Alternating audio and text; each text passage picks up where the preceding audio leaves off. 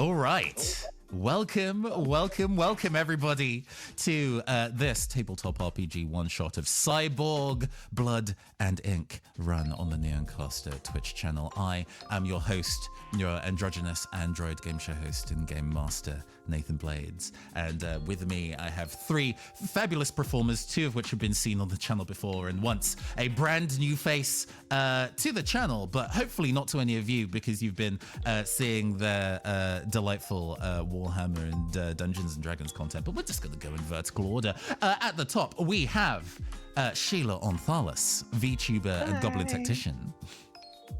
Hello. And below we have the delightful Discourse. Hello. Excellent. We're maintaining the energy. We're keeping the energy consistent throughout. I love this. And we also have the delightful Juicy Garland. Welcome. Hello. Perfect. Right. Gosh, how do we start a tabletop RPG? I've been doing this kind of shit for like 8 years, and I still don't know how to start a tabletop RPG. Is there a tavern? Oh, Yeah, I right, mean, we have to be in a tavern. yeah. I mean, we would normally start in a tavern, but unfortunately, the genre of this one is a little bit different. This is a cyberpunk tale that we're telling. So you need an appropriate bit of gritty moodiness to kind of set the energy. And the book that we're playing, Cyborg, on the camera on my webcam, we're going to be using, has an excellent bit of opening box text that, to be honest, I should just go read that and set it to appropriate moody music. So let's go do that shit. Tight. Ooh. The world is ending again and again and again, constantly in flux, shifting, distorting, always reborn as something worse. Destruction by ecological catastrophes, the fallout of history's belligerents, by modern man-made miseries, or the blood spilled by the reckless machine of capitalist supremacy. Mankind's greatest ability, truly, is to destroy itself in creative ways. Designer, demise, consumer customized death, endlessly on repeat. Poisonous space rocks, nuclear weapons, cyclical revolutions, warring nations, warring corporations, warring neighbors, pandemics, tsunamis, volcanoes. In between it all, direct person-machine interfaces, tactical neural implants, and bacteria from outer space hijacking intercellular nanorobotics. And the sky is full of ads. Everyone is interface/injected/infected/infected with something. Everything. Everyone wants something from everyone else. Everyone is a liar and a cheat. Everyone wants more credits. Welcome to the city of the Sigh. But the visuals that we'll be having at the start of this, making sure that my tokens are working correctly, we're just going to have one of the visuals pop up for y'all. That's some good box text. Yeah, some good box text. I love it. This that voice, I'm gonna ban myself for a moment. Not to make it weird.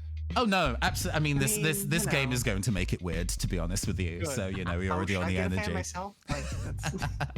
But we start in the city of Sigh. Not necessarily like the Sigh in the book, because I could never be bothered with reading the lore of any tabletop RPG when I can make up my own. This Sigh is based on the absolutely not sunny at all city of Manchester, the Greater Manchester Sprawl. And like this future Manchester is definitely like the current Manchester in that it is raining near constantly. We see a large skyscraper, one of the tallest. It's got the buildings have progressively gotten taller over time, but this one stretches even higher than that. It is strangely peaceful. A dusky hour is upon us. We can hear the bustle of the streets below.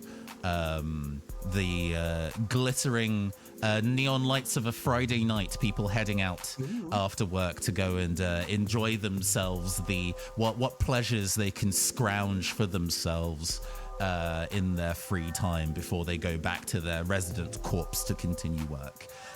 And other people are working this evening, also at the top of this tower. Not an office block, but actually a residential building. An incredibly expensive residential building. The penthouse suite, in fact, is alive with activity. We can't see it to begin with, but after a short period of time, the peace of the evening is shattered by the window shattering. We see a large mahogany desk fly out of the window as the camera pulls in towards the building, looks through the glass, and we see an incredibly belligerent-looking individual, their face contorted with annoyance and sporting a very tasteful black beret. Discourse. Who do we see? What are they about? What are they wearing? This is Guy. I am playing Guy, and I am wearing, as you say, I'm wearing a kind of army surplus jacket, a red and black striped top with a black beret, and I am all about retrieving physical media from the dogs that have taken it from us and transported it to the digital realm. And I have an outrageous French accent. Perfect. This particular instance is one of those times when you were retrieving those physical books out in the field. You have heard that one Ian Fundman of Fundman Toy Manufacturing has a stash of comic books in his penthouse apartment that are apparently quite rare and quite expensive, and you have roped your friends to go and retrieve it. What's one of the things that you did in your journey up this building to get to the penthouse suite and at these comic books? Well, have we violently made our way up here? Or have we tried to sneak That's in? up to you, baby. Can I have been wearing a janitor's outfit and have like zipped out of it and like stolen like some overalls basically for the part, and then got like a bucket with a mop? You are in fact still holding the mop as you look out of the broken window. The non-business end of the mop is broken, and there is blood splatter on the kind of threads of the mop, but you're still holding it. It's still intact. Nice. Free mop. Ian Funman, on the other hand, is kind of knocked across the floor, and we might have kind of gathered where those spatters of blood have come from. What is the meaning of all of this? We're here for the parts. You know what we want. No, I don't. If you want toys, I can give you toys. You don't need to. You can go to this land to get hold of me. It's your 52 of the yellow window. Goodbye, Pluto. We know you have it. This is about comic books? His eyes dart conspicuously across the room to a bookcase, immediately giving away where these comics might be stashed. But standing by that bookcase is, an older gentleman with a very spidery looking backpack and some very shiny glasses. Sheila, tell us about Buddy.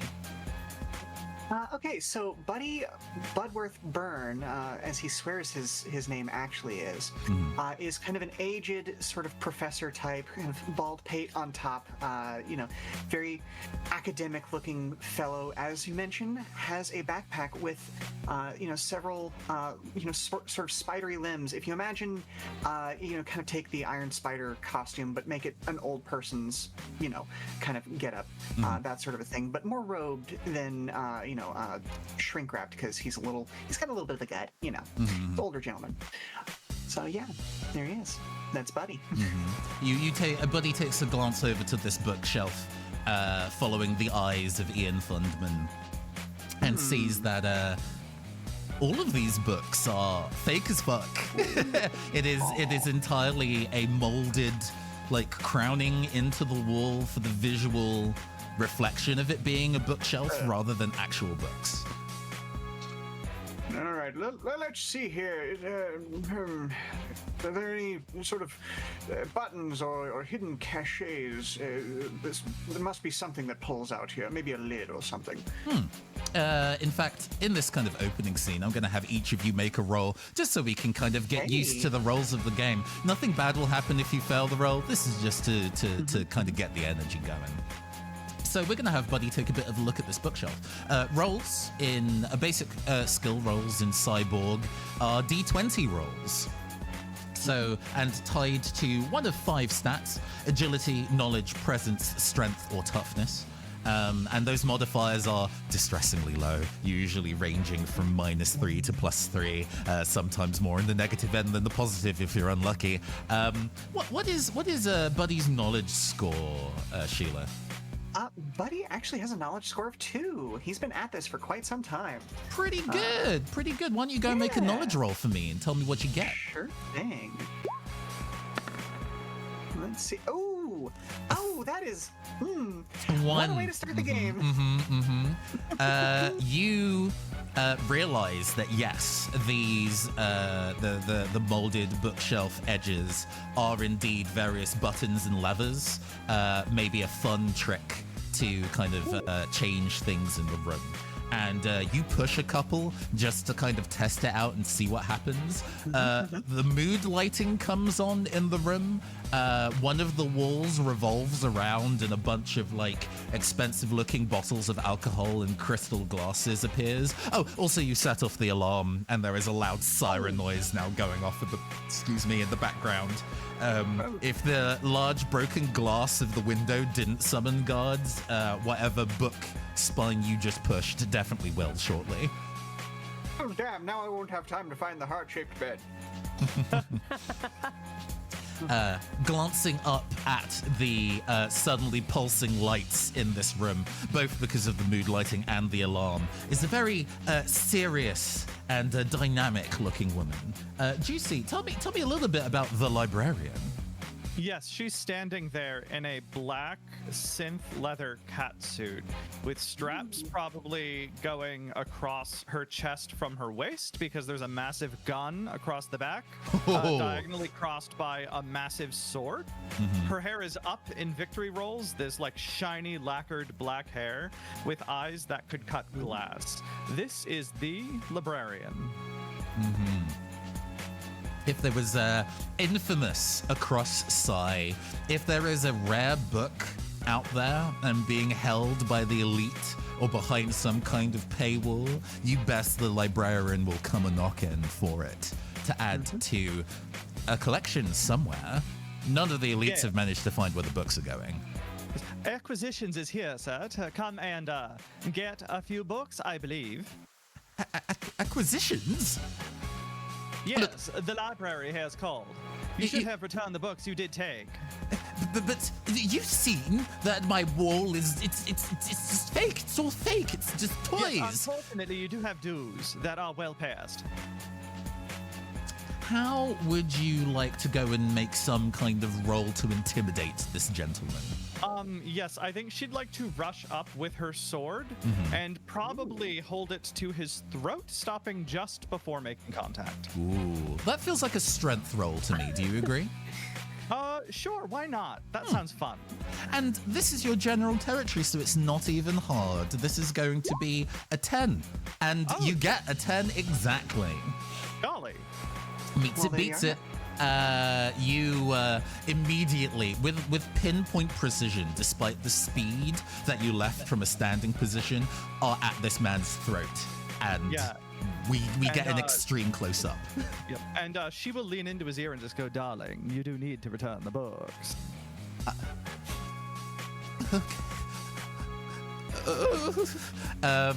He wets himself immediately. There is the bookshelf. Press the electric blue one, then the green one, then the. He like looks out the window as a form of escape and then realizes that's not going to be happening as well. Guy is already there. Give us the rest. Then the black one, and you can get inside. That's a good boy. Guy, you know the code. will rush towards the to the bookcase and begin immediately popping it in. You push the buttons and it there's a as one of the other panels of the room moves away to like a safe room. It's not like a tiny safe deposit box, it's a full space. There's a lot of things in here, mostly what look like early prototypes of various toys. Definitely not ones you've seen the Fundman toy manufacturing sell. So these might have been previous prototypes or maybe even stolen prototypes from other companies. And there is also a number of kind of like white cardboard boxes, the kind that you would keep a bunch of comic books in, but time might be short. I want to rush towards those, you know. Why don't you go and give me an agility roll about that? Sure. There they are. Ooh, 17. Excellent. Very high. You, not distracted by the wide variety of things and leaping over the various, like, train tracks and scattered Lego across the floor, unbothered, unhazarded. You get to the box, you grab the box and take it back out into the room. And you crack it open and look inside. What's in there? There are comic books in here. And you pull one out and take a glance at it. Can I see it? You look at the books, not silly enough. Hold on. Where is it? Where is it? Here we go. You take a look at the comics inside and pull one out, and your eyes are immediately filled with curvature, with curves and swerves, with dips and nips. This seems to be an incredibly elaborate collection of pornographic comic books. Is this what we were here for? You did find the comic books that Ian Funman was stashed, but it seems maybe the information you were fed was not fully correct. Shit! Is this all you've got, old man? Those are all incredibly expensive. And hey, you as a comic enthusiast do have the kind of rough appraisal, even if this isn't your standard reading fare. This particular series is absolutely filthy, but it's vintage stuff. The acts depicted are by current size standards pretty tame. Some of these are even hand illustrated. These are erotic. Still have to do. We best make our way. I think we got what we came for. As long as you're not going to take my life or some of my more prized collections, you can have it. You can have it. But darling, we don't need the life. We just need the books. Thank God. Now is put him out of his misery. time All for the he's escape. doing is prolonging the pain of those who work for him. The son of a bitch. Hey, you have the goods. Now it's time to make your clean escape. It's up to you, Guy. In fact, it's up to the entire team. You've already planned your route of escape, and I will let you have that scot-free. How do y'all get out of here? So we're in a high-rise. Yep, you are at the penthouse suite. Jeez. Well, okay. Here, let me give y'all a couple of resources. Obviously, like I feel like I should be able to do a bit of wall crawl on this one. So it would be fairly easy for me to be the person carrying the comics. I did also bring a grappling hook, so at least one of you could use that. Hey. That could be an option. We didn't happen to time it alongside the delivery of a bunch of pillows, did we, in a truck outside? Hey, I mean, if you wanted to pay off the Maxwell Sleepy Time Company to pull up with one of their ultra deluxe Pillow Princess experiences at the bottom of the think like a kind of like one of those kind of like it's a bed truck, but instead of like having speakers or cargo or a pool in it, it's like almost like a ball pit of pillows, super fluffy pillows, that has parked up outside at the bottom of the building. Awesome. Then in that case, I'll look at like my wristwatch, my old school wristwatch with the actual like time face on it, and I'll tap it and go, "It's time. We got to go." And I want to immediately like pull out like a big roll of sellotape and begin wrapping it around like the box of the comic so that it's like held closed. And I want to look and say, "You got that, Professor?" Yes, I had it here. We'll get it down safely. So let's get out of here. And make our way to the window, to the blown out window. And you jump. Give me just a single sentence of the kind of pose you take in the freeze frame that occurs as you leap out the window, each of you. Yeah. I think I jump clumsily, you know? Like badly. Yeah, I think that the librarian goes, "I am no pillow princess," and then she'll sort of jump out the window, but then there's like a single-use pair of wings that pop out of her back, and she glides away.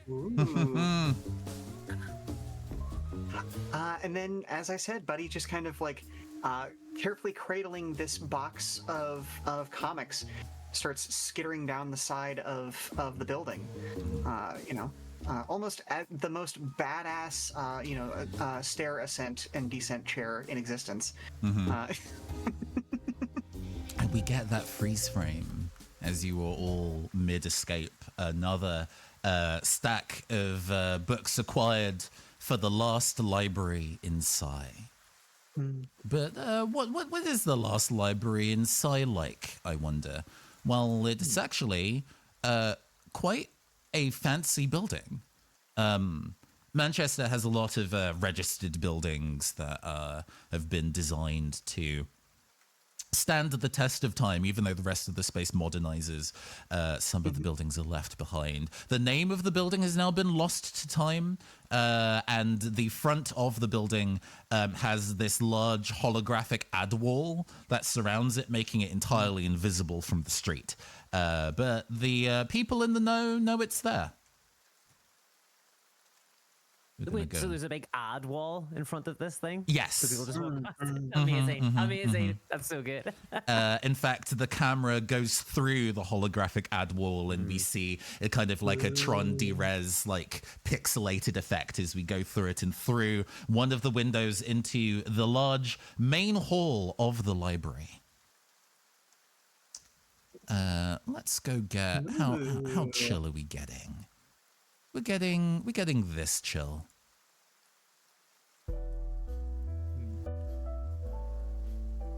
This is sometime later. You've all managed to secure your haul from your previous mission, and you've made it back to the library safely. And now is just a standard day of being librarians. In fact, I'll make this picture a little larger for y'all. There we go. Let's get a look at that. It's gorgeous. Yeah. How do you spend your time on just a standard shift at the library, everybody? I have a couple of potential like starters if you need a hint, but if you know, you know. Well, right now, I think I'm sat in the back, avoiding work, with my feet up on a desk, reading one of these erotic comic books, going sacre bleu, with like a surreptitious like cigarette in my mouth as well, like old school, which I'm probably not allowed to do, I assume. But I'm at the back, hidden away, trying to get away with it. You got to check to make sure the quality is up to snuff. I think that the librarian has been behind a desk somewhere in the middle of the library, and she's been checking in several of these books and putting like call stickers on them. And after she finishes that, she takes her like library cart and is going through to put them away. And just without saying anything, she just knocks your feet off the table as she passes by and just silently goes on glaring at you and then moves on. Oh, I like snap out the cigarette, you know, like in a Fine. Finding a place to smoke in the last library of Psy is pretty difficult, partially because if you try to smoke outside, it is raining. It is always raining. So finding a good place to do that is pretty difficult. And trying to smoke inside with some of the books that y'all have, you're already doing quite a lot. I think Buddy is pushing for... has been the leading force on kind of climate controlling specific spaces to stop books from molding. It's also much better for my skin. But as a result, spaces where open flames are allowed within the building is at an extreme premium. If you moved a couple of meters in any other direction, you would probably be pretty firmly told off. This is specifically your smoking spot. Probably under sufferance as well, I imagine. What else is other things that are kind of going on in the space? There is a performer doing a storybook reading for a group of people of varying ages. Hotline is their stage name. Their everyday name is Tim Kahurangi. Is just working through a number of pieces of kind of like old by future standards, like young adult fiction. Nothing especially weighty, but it's nice to have a story read to you that isn't like an AI mispronouncing every fourth word. So there's a group of people that are currently enjoying that. As the librarian is kind of pushing the cart through the space, we pass by somebody who is using the computers in the space to kind of finish some paperwork, but on a secure connection. Most public computers within Psy are riddled with some kind of spyware, either by hackers or by the people who put those computers there. And this is a reasonably good place to be able to kind of get some work done without having to pay a fuck ton of credits by the minute to be able to use them. Building those actually could have been one of the things that Guy actually does. You know, building the computer. Could be why he's maybe suffered a little bit. For sure. So I imagine they're custom builds then, if they're not, you know, if they don't come with all the McAfee like spyware and stuff. For some reason, McAfee still managed to be a really prescient corporation, even in this kind of like future. What do you? I didn't actually ask, Buddy. What are you kindly up to? I think Buddy is also doing kind of go-backs and returns of books, kind of making use of those arms to climb to the higher portions of the bookshelves without having to, interrupt the different customers that are actually using the slidey ladders that I'm sure there's a real term for. But basically he's able to kind of put stuff back up the top and do some reorganization every once in a while, kind of realize, oh wait, that was the Dewey Decimal, we're now doing this other thing. Okay, let me just touching up areas of the thing just to make it everything just so, you know. Actually, while you're looking at the books up the ladder, you kind of hear out of your line of sight, excuse me. In fact, you actually hear the voice. You hear them approach before the voice because the footsteps are particularly kind of wet and squishy. Yes. How can I help you? You glance down, and it is a familiar face. It is old Bill, who is an unhoused person who lives relatively close to the area. He stops by every so often in instances where for temporary shelter out of the rain, if where he's been having to stay for a while has fallen through or has been moved on. Generally not an issue, but like he shows up every so often to get dry, see if there are any spare umbrellas that people have left behind, that kind of thing. Sorry to be a bother. I just need to get out of the rain for a while, and I didn't want to just, sit somewhere and not tell one of the staff. Is that okay?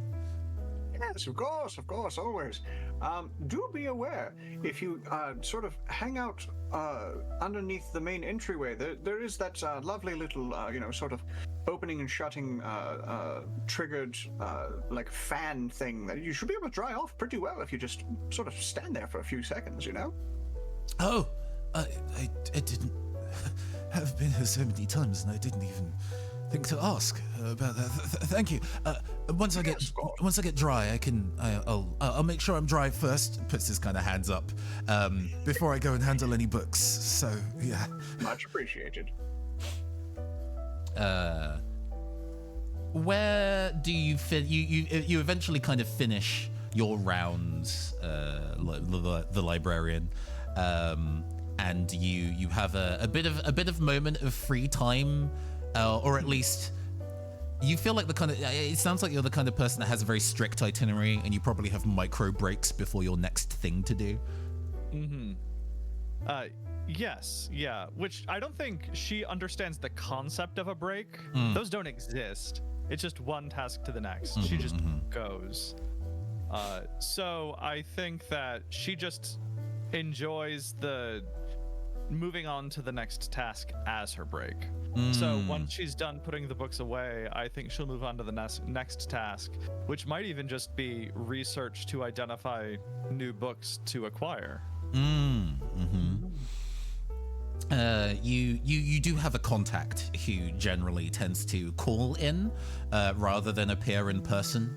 There's a secure line within the Lost Library of Psy where they tend to drop messages through. But on your way to that particular terminal, you get flagged down by a lady with short dyed pink hair, a kind of like dress shirt and necktie. Oh, excuse.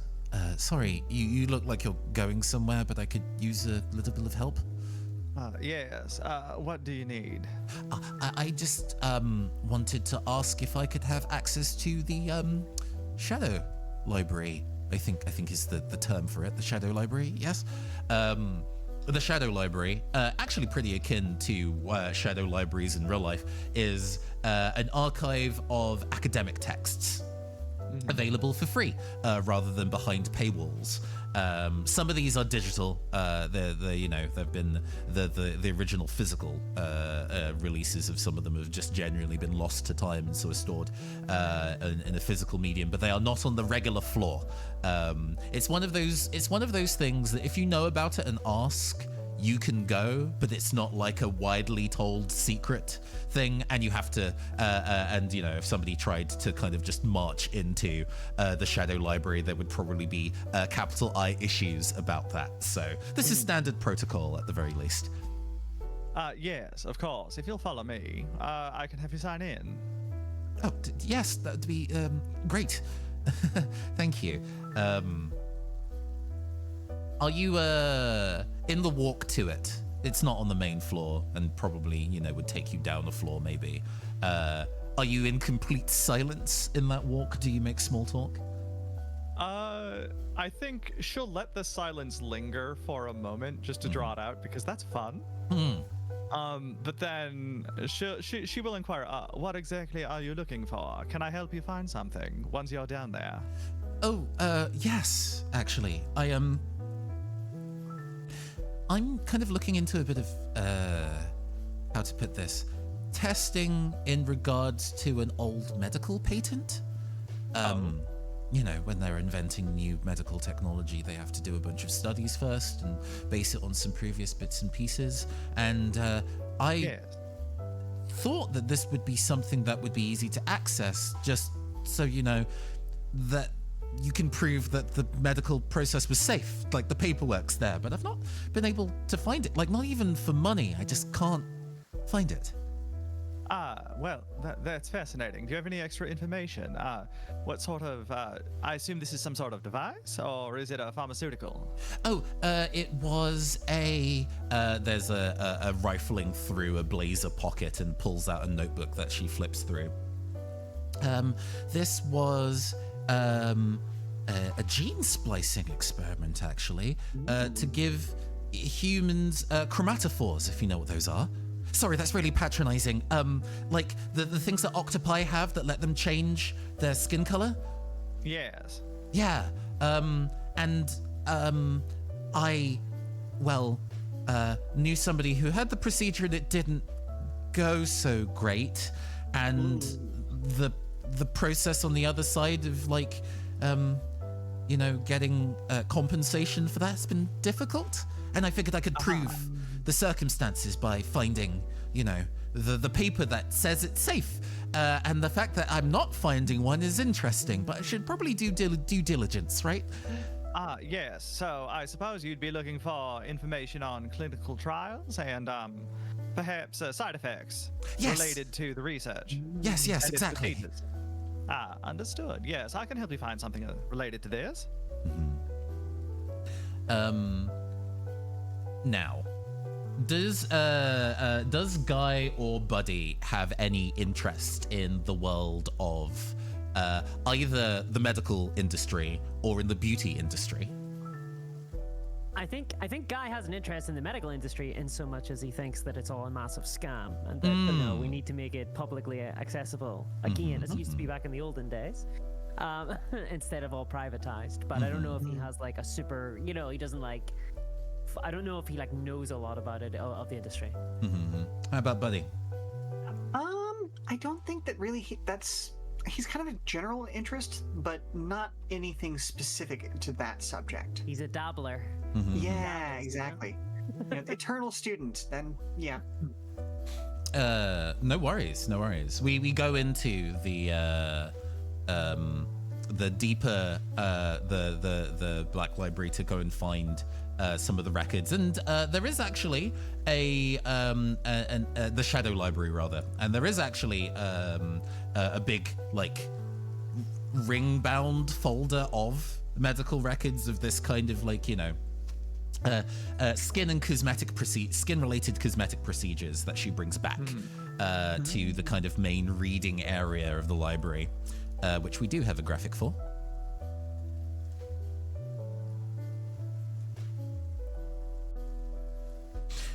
And starts to leaf through it, and is kind of murmuring to herself, Elixir Corporation. Are there any of these from the Elixir Corporation? And that picks up Guy's ears as one of the medical companies that you are aware of. How to put this? Oh, actually, why don't you give me a knowledge roll about it? And then you can ask me some questions and I can tell you some facts. It's not too hard. It's only a 10. 13 then, I pass. Perfect. Why don't you go and ask me 2 questions about the Elixir Corporation, and I will give you some juicy info. Okay. So what type of things are they into? I assume that they're a medical organization or cosmetics, but what do they specialize in? What are they known for? What are they famous for? Well, that's the thing. They started out in beauty products manufacture. Like many current era beauty companies, they moved into like wellness products after a while of varying levels of quality and accuracy, and then that just kind of compounded on itself into cosmetic medical treatments and then into private healthcare and drugs manufacture. They maintain the motto, health is beauty and beauty is health. So they are not one of the big they're not what one would describe as big pharma, although they're fucking trying. They're trying so bad. Almost worse. Yeah. That's a lot of companies. So they as a result, a lot of their big trumpeters were like influencers. I think a lot of and you can folks can kind of correct me in terms of the current real world of the kind of like medical industry and manufacture stuff, but rather than having like old folks who can afford expensive medical procedures being the big batters for this, they are essentially what would be the hyper equivalent of like Instagram influencers who have been buying their shit from day one and doing product hauls and stuff, but instead of product hauls they go into a very ominous looking capsule and come out different and do a video about that instead. Wow. Oh yeah, that happens. FDA hates it, but it happens. In that case then, as my second question, are there any big conspiracy theories about this company that I probably have heard? And probably believe, knowing Guy. Ooh. That's juicy. We'll make that a table thing, actually. Okay. I'll make a Oh, fact, and then we can yes and our way through it. Okay. So the big conspiracy at the moment is that the CEO of the company is not actually a person anymore. It is a giraffe. They have fully moved. They've done enough kind of like bodily biotech cosmetic surgery to fully change the outward appearance of themselves to just an animal. Wow. Using the splicing. Using splicing, using cybertech, using biotech, however they've done it, they are no longer humanoid. They have fully transformed into a different beast. The furries have gone too far. Yeah, I believe it. I believe this has happened, and I think the lizard man stuff was all just to throw us off. Well, that was one of the line of trends that they ran for a while of new scale chic. Was what was in like autumn winter about 2 years ago. Oh, horrible season for that though. Yeah. Beauty is pain. Okay. You know. In that case, then my ears prick up at the mention of. Sorry, what was the company's name again? The Elixir Corporation. Elixir. Hey, buddy, give me a yes and on this rumor. Is there another rumor that's related, or in addition to this rumor that's of interest? Let's Okay. I think the yes and here is that the part of the company's recent shift to being more of a plant-based sort of product line is tied into that, and that this CEO is not just showing personal preference because they are now a giraffe, but also skimming off the top to get more better vegetables for themselves using company money. Yes, I like this. Yeah. They've started getting into food. Oh, that's interesting. Ooh. The idea that they are doing kind of like a HelloFresh style delivery box Yeah. that you can subscribe to and eat, and they're like, and you'll become just younger and more beautiful overnight. And that is true. DNA in that. They're putting animal DNA in that. They're turning everyone into giraffes. The Animal DNA in the plants. Oh no. the layers of human skin that slough off you in the sleep between you eating it and you waking up new the next day is a lot, and they did not mention that in any of the product descriptions. And people wake up the next morning a lot squishier than they started. But you know, gelatinous is in, said an influencer who was absolutely suing but still wanted to style it out. And was under an NDA. You look really different lately, Bethany. Are you okay? She's like, I've never been better. I'm fine. Okay. My skin has never been so soft. Or over there. But hey, you know, people have cleaning droids to solve this sort of thing for them, you know. Yeah. And then after a while, there is a firm snap shut of this of this text, of this folder of medical clinical trial records. It's not here. That's a shame. But thank you very much for letting me have a look, Miss. Looking at the librarian, asking for your name, not knowing what it is. The librarian. Thank you. Oh, well. Yes. Thank you, the librarian, for your time. I really appreciate it. Shall I leave this with you or put it back myself? No. I will absolutely take care of it. Thank you. All right. Well, thanks. And she leaves. And some time passes, and we are officially at tea time o'clock. Despite this being a modern era, a future dystopian era of Manchester, tea is still important. You gotta have your tea. It is the local equivalent of dinner. The naming nomenclature is strange. You just adjust to it. And you've kind of cleared one of the tables in the library space. Another member of the library has gone out and retrieved food, and you all have a moment to actually chat and eat together. What did you get ordered in?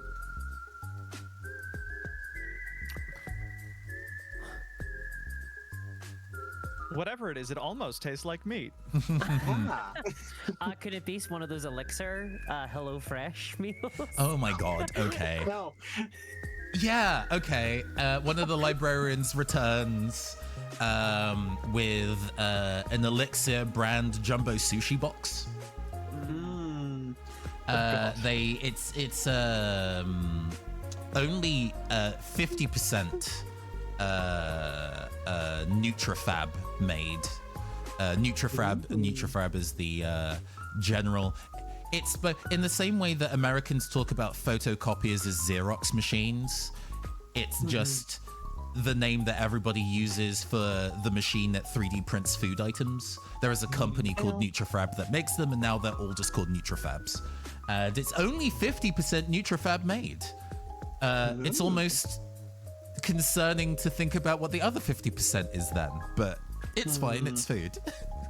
You know why only 50% of this is Nutrafab made? Because the rest is insects?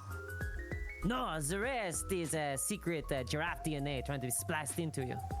It's because of the CEO, you know. Of Elixir. Well, at least the rest is meat. Maybe. But they don't put that on the back, do they? They don't tell you what's inside these things anymore. Well, of course, it's proprietary.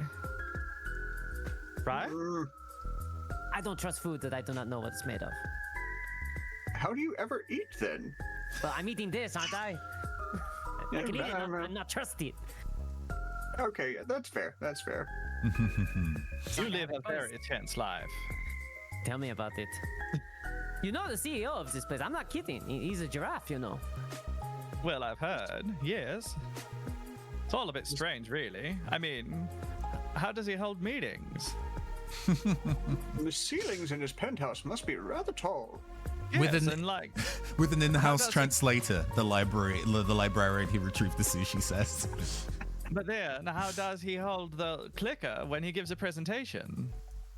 Some bigwig like that, some wealthy giraffe, he doesn't need to click nothing. He has people for that. No, but they'll love it. It lets them feel like they're in control. It's probably a button on the floor that he stamps with his hoof. Do giraffes have hoofs? I think so. Little tabs. Yeah. Sort of cloven hoof sort of situation then. I think so. I've never seen one. Eat enough of these, and you'll be turning into a giraffe yourself. Then you'll be seeing one. Oh, I sure hope not. I mean, You're rather tall already. Goodness. I'm like wolfing it down, by the way. Like as I'm like saying that this stuff is like really bad for you and it's gonna turn you into a giraffe, I'm like wolfing it down. It tastes absolutely. good. It's hard to describe what healthy tastes like, but something in your neurons is firing and telling you that this tastes healthy with a capital H. After a while, mid-meal, there is a ringing in the middle distance. It sounds like a rotary telephone.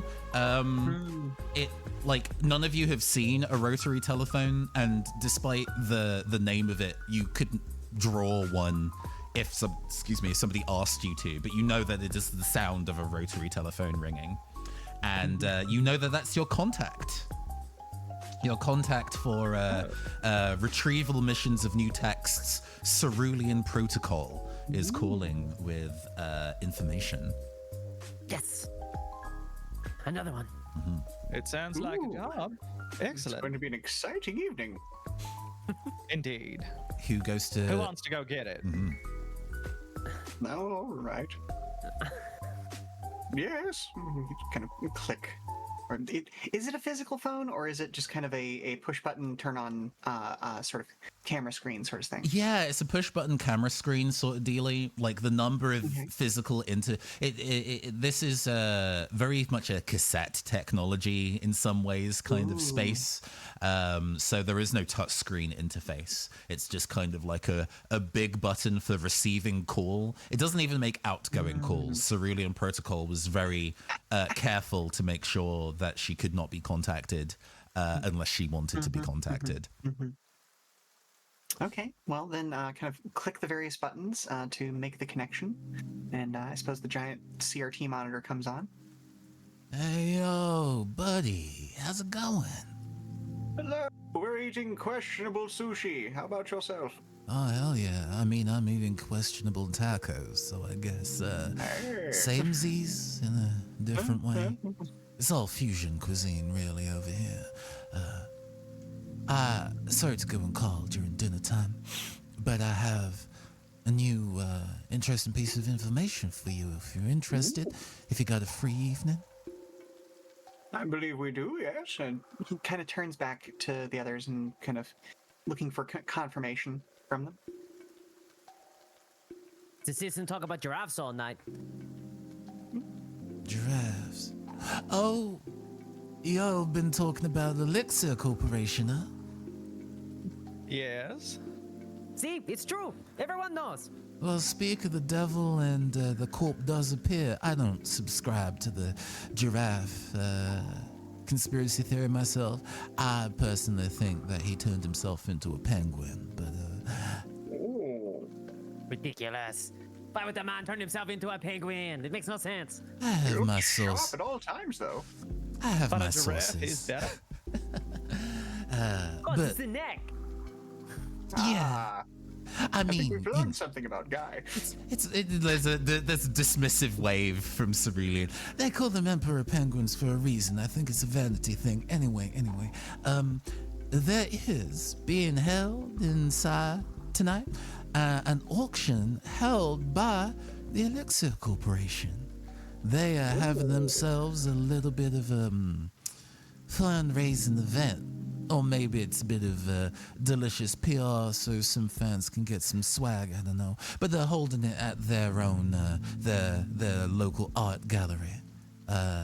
And I managed to get eyes in the sky on one of the listings of the things being sold. And apparently there's some very expensive last century hardback, leather-bound medical texts available. There's a bit of breathlessness behind Cerulean upon being given upon giving that description. It seems that they are also really into rare books. Did you say hardbacked and leather bound? And gilded edges in electric blue. Oh my God. Excellent. So, sorry, I needed a moment there. So I think that would be something that would be nice for you to accrue for your group. I mean, it's last century, so whatever medical teachings it has is probably far since outstripped. But if you go get it, I would come to have a read of it. I've not set foot inside the last library of Psy, but I might be making a house call if it's something that you could retrieve. It's an excuse to bloody the nose of capital, I mean. It would be our pleasure. Yes, absolutely. This sounds like a delightful thing to do. Maybe even get a little bit dressed up for it. Well, I mean, we can give you a bit of the rundown of what I know about the gallery and all of that. And, in fact, if you do manage to receive it and give me about, I don't know, an hour of alone time with them after you retrieve, there's like 700 credits in it for you. Excellent. I do need to buy some gasoline for my bike. And so, Cerulean Protocol gives you a rundown of the building. The gallery that the event is taking place in is called the Radiance by Elixir. Almost like a perfume name instead of an art gallery. But yeah, the gallery is called Radiance by Elixir. It is strong club vibes. It is one of the biggest spots of taking selfies after you've had Elixir branded cosmetic surgery done. It shows it's a tastemaker in all the new up and coming artists in Psy. So says Elixir. Yeah, well, yeah. And it has an event space in it, you know, for all of your weddings and funerals and quinceaneras. And ostensibly auctions. Let's make sure that the pinging works correctly. There are 3 major spaces within it. There are 2 major statue areas, a painting gallery, and the event hall. And then the large remainder of it is kind of, you know, general maintenance hallways and quarters and stuff like that. There is a storage space. This map doesn't seem to have storage space listed on it. But there is enough room here that would suggest maybe that there is a flight of stairs or an elevator there to be able to get down to a lower floor. The externals of the building you've seen before, and there isn't like a second floor to it, so you can only assume any storage must be underground. The event is going on shortly, actually. If you hurry, you could probably get there in time to mingle your way in as a guest. I don't really have the time or position to give you like fake IDs beyond something cursory, so that might be a little risky. But I have a feeling once the auction's on, all eyes are going to be in that room, and it might be easier for you to get in. It's going to have security, obviously. There's going to be some expensive things inside, but the front door is not going to be heavily locked. After all, there are people that might want to get outside for a smoke break. They just don't want regular members of the public just wandering in. You get what I mean? Yes. I might have some other useful bits of information for y'all if you have any cursory questions. The other stuff might be get there and find out, but I'm happy to help whoever I can. So we know these medical texts are being auctioned. Yes, that's right. Alongside a whole bunch of other Elixir Corporation paraphernalia.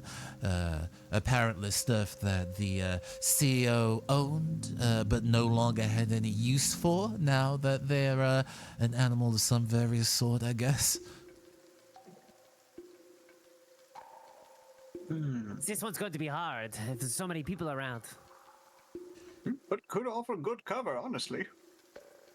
Hey, I mean, if you want to be stealthy, there might be some barriers, but if you want to go in loud, I'm not going to stop you. I just want the books undamaged.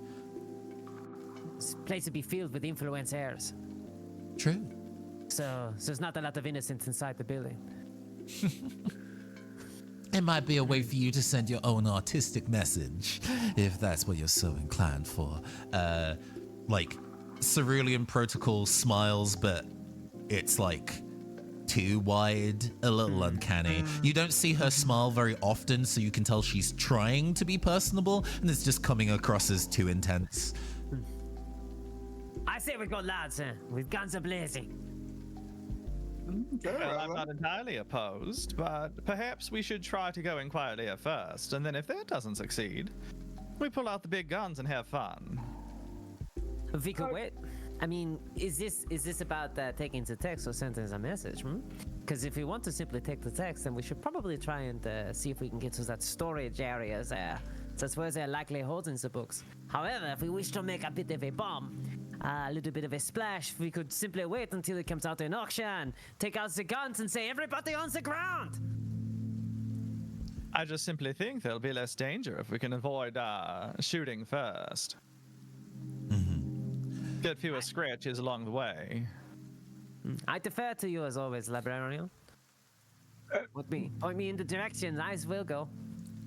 Quick question. Do you know if they have any physical security systems? I know some of these, some museums used to have systems that would sort of lock off particular artifacts. I would assume that an auction house would have something similar for particularly expensive items.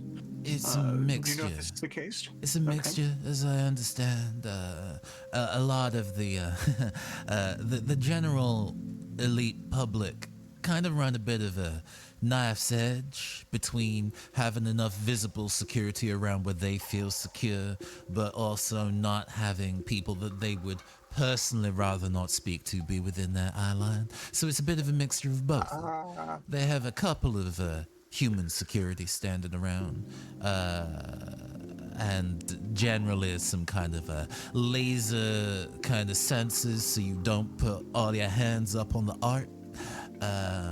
But I assume in the whatever storage is in the basement, they'll probably have more elaborate electronic locks. But if you can get access to the system or find some way to turn the electronics in the building off, you might have free reign. I haven't seen them use drones in the space at all, but that's mostly because, as far as I'm aware, there hasn't been too much of a ruckus at the gallery before.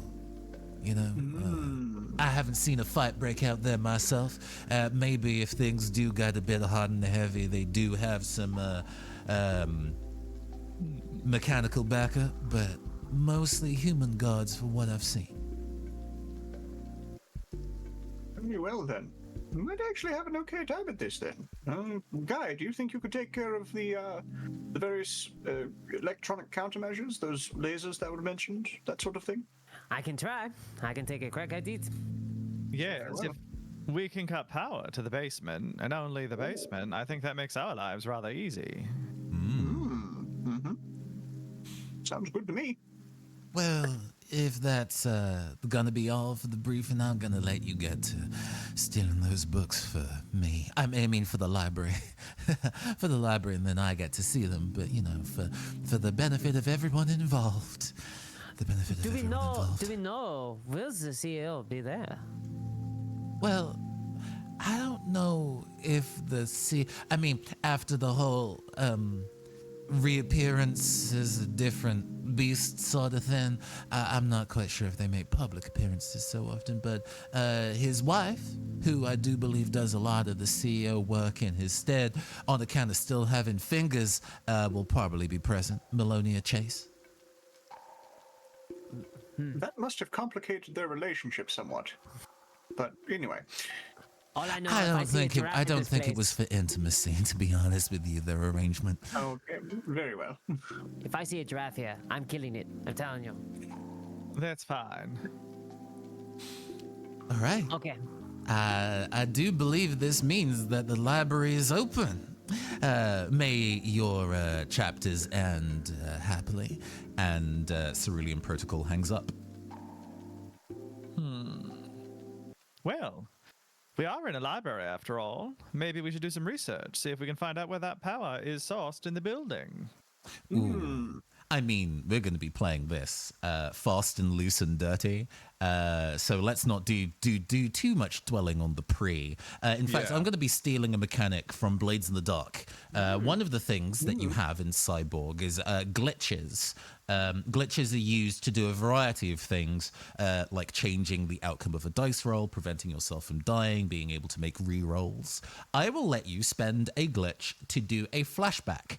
So we don't dwell on the pre-research that you're doing or planning over what specific items you have with you. If it turns out that there is an item you need or some knowledge that you need done, you can spend a glitch and narrate a flashback where you gained that knowledge and you don't even need to roll. You'll just have that tool or that knowledge.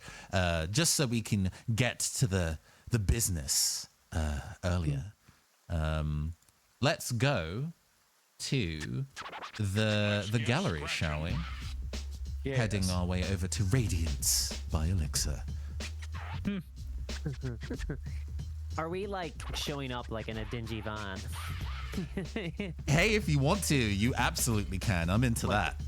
with like a computer in the background. Try and get into their system. Or are we gonna need? I suppose we're gonna need to manually hack in into the actual like system. Yeah, if you can find wireless computer technology, despite the kind of cassette nature of a lot of the physical electronic items, wireless tech is ever present. In fact, all of you have a subdermal implant that gives you a readout in your eye and also comms, so you can talk to each other and receive information. There are some people that don't even really like handling mobile phones these days because they can just have it in their heads instead. So Wi-Fi is ever present, but that also means that closed computer systems are actually quite valuable that don't connect to the internet. Security systems tend to be that. So if you can find an access port, then you might have free run of the system as long as you don't get your brain fried by whatever virus or intrusion countermeasure electronics are in there. But hey, that risk is yours to take. In terms of access points, is it something that you would find outside the building, or would you have to like be inside, generally speaking? Oh, I mean, if you could just go and hack into a building's security without even getting inside, that feels like a security risk to me. You're gonna have to do fair. some hunting. Okay, cool. So I have a proposal as to how we could get in, you know, if they ask any questions. And I'm not sure if this needs to be a flashback or not, but we could have set up like a fake Instagram account for like the librarian, and say they're an influencer, so that if they get questioned, we can be like, we're like myself and Buddy are part of the librarians like entourage, you know. Yes, and we did establish this in character creation. She has a recent obsession with vintage earrings, so she could have maybe we took a bunch of photos of her like vintage earring collection and like weird horny pictures of her wearing them and like put them onto like future Instagram, so it's all like tasteful semi-lewds and then just displays of the earrings. Gotcha. And then gotcha. like ramped up like her follower count. Okay. Before I think a roll needs to be made about this for how well this goes, but also what is the handle of this faux account? Oh god.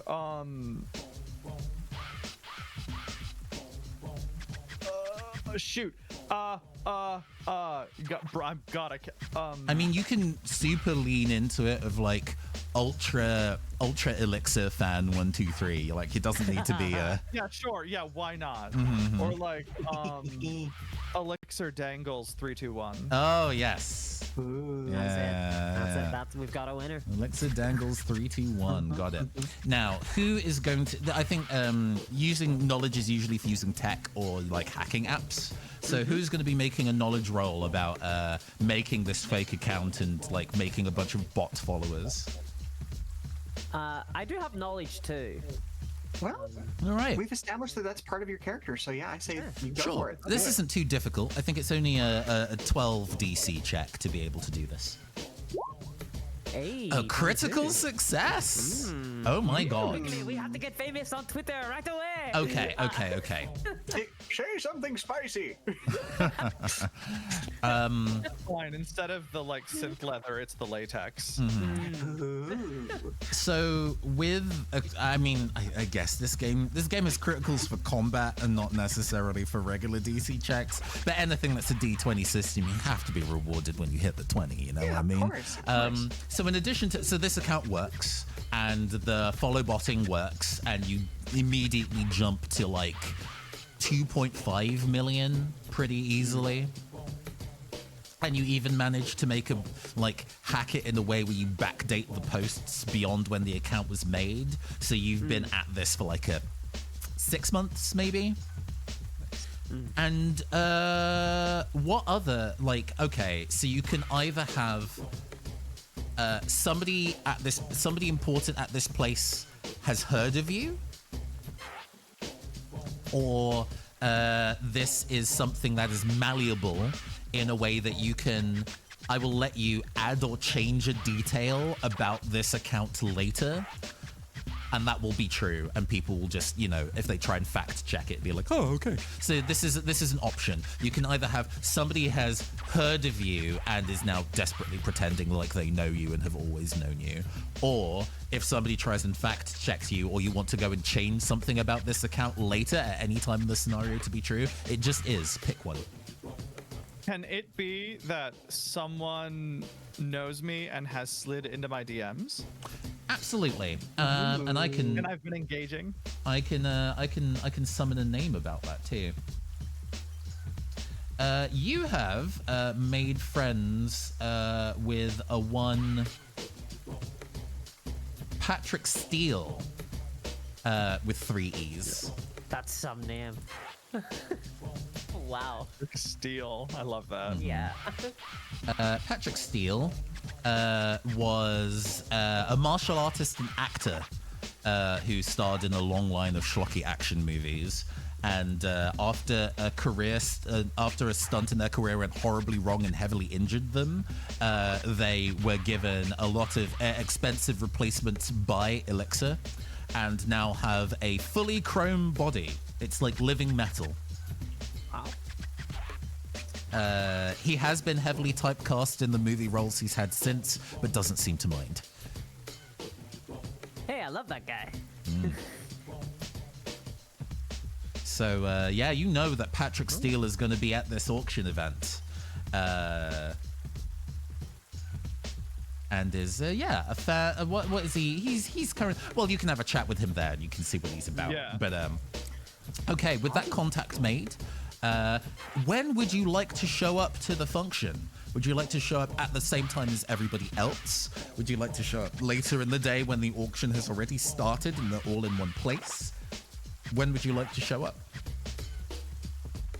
Well, personally, I think like when everyone else, I suppose, because that would be like the earliest we could get in, right? So Sounds good. Like, Sounds safely, good. at least. What I would suggest is, if everyone else is happy with that, is that like myself and Buddy could pretend to be like, you know, like Entourage for, it's Elixir Dangles, for Miss Dangles. So like whenever we're showing up and stuff, like I could be, I guess there's not like real cameras anymore, but it's like, you know, like the phone, like snapping pictures and stuff. And like with equipment here, that's for taking pictures. But that is in actuality, it's going to help me hack into the system if I can get into it. Perfect. Sounds good to me. Yes. Sounds good to me. All right. There is a passing in time. Your kind of like beat up van arrives outside the venue, and we see the door open from a low shot, and a heeled shoe kind of come out, and then we cut to the like main hallway of the kind of like entrance hallway of the gallery. Let's get something luxury going. Let's look at all this shit. Vapid glamour. No, Yes. Isn't it fun? And we get a shot of who comes through the door first and what is their outfit like. It's probably me. She'll be walking in. She would have changed into something formal. So it's probably a long black velvet gown with just a slight train. It will have a high neckline, shoulder pads, and then a 3/4 sleeve. And it's simple and elegant, but it is stark. Yeah, this place is hopping. With a lot of people. There are many influences and a lot of like medical doctors who are also present. You know, some of them celebrity doctors or people who do cosmetic surgery for the rich and famous, that kind of thing. Do we get like Dr. Phil style people here? Like, you know, like the kind of psychologist style doctor. Do we get like celebrity doctors like that who like show up on like reality TV shows and things? Oh, absolutely. I think Elixir, if they don't have their own TV network, have a regular slot on one of the major TV networks where they run all of their own programming. and there is a show called Think Better that is being run by a one Dr. Felix Robinson. Ooh. Yeah, Dr. Robinson running the show Think Better. And she doesn't normally look like this, but she, or at least in her private life, she doesn't look like this. But she very much has the, like, anime school nurse aesthetic. It is a lab coat and a top cut so low and so lacy that must be lingerie. You can't go out of the house wearing that to a school. What is wrong with you? And like long horn-rimmed glasses. Love that. I'm sure her show has the most viewership in that time slot. Yeah, for some reason. Yeah, I mean, you know, just good advice, really. And actually, sure, I will be the first person that you run into upon seeing Ms. Dangles. Oh, well, who do we have here? What's up for sore eyes? Hello, I am Alexa Dangles, and it's a pleasure. I must say that I haven't. There's a pause. Oh, there's like there's a pause and her eyes flash, and you can tell that she's looking you up, and then her eyebrows raise. Oh, Miss Dangles. Goodness. Well, those are the ears themselves, aren't they? Oh, you'll let me touch them, won't you? I mean, only because you asked so nicely. Yes. And the most awkward touching of some ears occurs while your entourage comes in behind you into this room to immediately see a sexy nurse manhandling one of your allies. I hate the place. Oh yes, and please ignore the entourage. So, what are your plans for the evening? Well, darling, I was going to see if I could do a little bit of rubbing elbows with some of the heads of Elixir TV here. I mean, Why, yes, of course. And who do you have your eyes on this evening? Anyone in particular? well, I was actually looking at some of the old eyewear that Melonia Chase, acting CEO,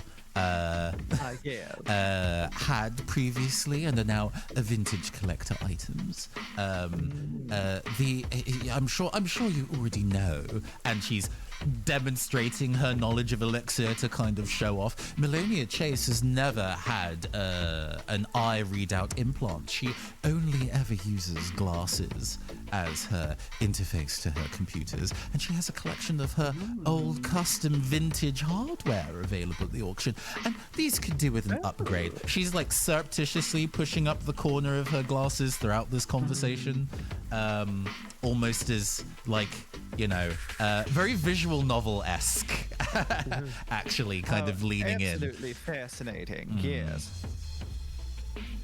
Oh, is there anything that you're... going to be here? Sorry, repeat that. So I'm like behind, you know, like Miss Dangles, right? Like having come in, and then like, so is the giraffe going to be here? There is a shocking disdain from you've never seen an eyebrow like angle so hard upon kind of like scanning you up and down. Who's one of yours? It's so hard to find good help these days, you understand. Well, as long as he doesn't touch me, we'll be fine. My apologies. She does not answer your question, and walks away. And you look to see her go, and the thing that you notice about her leaving is that she's leaving footprints behind on the floor. In fact, everybody is. It seems that this main like entrance hallway has some kind of like reactive thing to either pressure or heat or something that is leaving kind of glowing footprints behind. You see somebody who's like leaning on the wall and having a conversation and then gets up, and an imprint of their hand and arm is also on that wall. Ooh. Touch anything. In fact, Touch everything. in fact, this entire building. And then, sorry, I'm burying the lead a bit. There is a massive graffiti mural on the wall that says "Elixir hearts you." It's just so pressingly tacky. It looks. There's a little placard next to it that says that Banksy made it. I love the for Banksy's sure. still alive. Yes. Definitely, yeah. In fact, this okay. entire sorry, one last thing, and I'll let you cavort around the space. This entire gallery is a shrine to Elixir's aesthetic of health is beauty and beauty is health, and most of the artworks here are clearly devoid of actual artistic value and are instead assets to be flipped for money. If you want to just say that a terrible piece of artwork exists in this building, it does. Just say. Yes.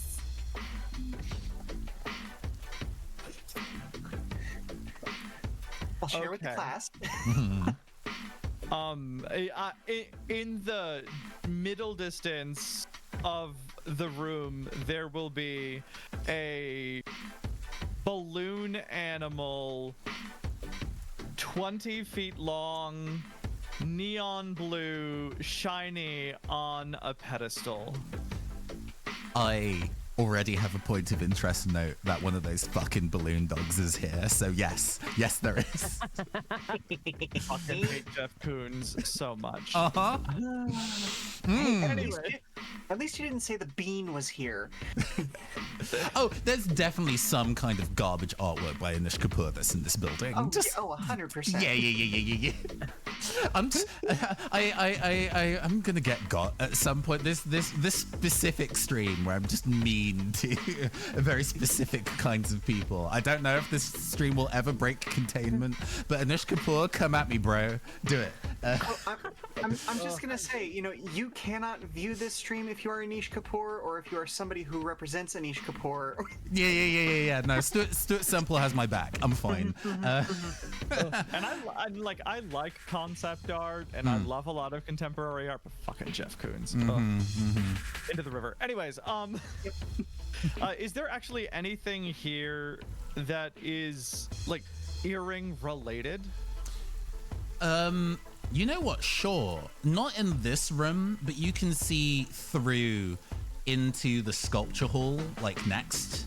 And there is I'm gonna move this to the map layer for a bit so it doesn't move whenever I touch it. Cool. Working.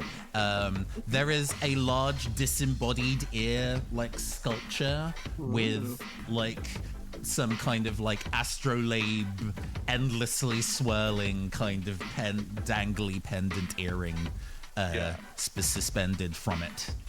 I think just to keep up appearances, the librarian is gonna go over to it and hover near it for a bit, just to make an appearance to do the thing. All while like scanning the building as we go through it to look for any opportunities for us in this space. Yeah, I was gonna say that what we could be doing is getting pictures of you beside artworks, but like using that as an excuse to like, start and try to find one of these. Like, and maybe we'll cover as much of the building as we can, and we'll hover over by that space just to keep up appearances, and we'll go through the building. Absolutely. Buddy, do you have a thing you want to do? I was gonna say that. Okay, so technically the backpack counts as a drone, but it's sort of surreptitious because it's kind of contained within the robes. So could we have that as another secondary source of kind of like doing scans as we walk around? Oh, absolutely. Even though I referenced Blades in the Dark previously, this isn't Blades in the Dark in that there's like a load contingent. You look like you're not carrying. You don't look like you're carrying anything until you do. You just have a very to their eyes, unaesthetic backpack on as you're walking through the space. I probably hit it with like some gold spray paint just to kind of like dress it up a little bit, you know. Well, and if you are my entourage, you may be carrying bags to look like you're carrying my stuff. Yeah, yeah. I've got Also big- true, yeah, absolutely. And you may explore these rooms in a bit more detail later, but you walk through from the entrance hall into the sculpture gallery, and then into the sculpture gallery, and then continue through into the portrait gallery. Ooh, part of the transition from the sculpture gallery into the portrait gallery, can we have one of those admittedly very cool but here subverted sort of sculptures where it's a whole bunch of dangling objects like hanging from the ceiling, but when seen from a specific angle, it's an advertisement for Elixir. Again, I have an entry already written down. It's a bunch of scalpels and syringes that are free spinning from strings that are in the shape of the CEO. Tragically, Guy, when they were still in human form and have not revealed what animal they may or may not have been turned into. Likewise, you stepped briefly into the portrait hall. Can there be a portrait of like a really stereotypical Frenchman? Like Sure. With the beret, and like then I'll be like, look at this, it's just offensive. It stares back at you. You stare at it.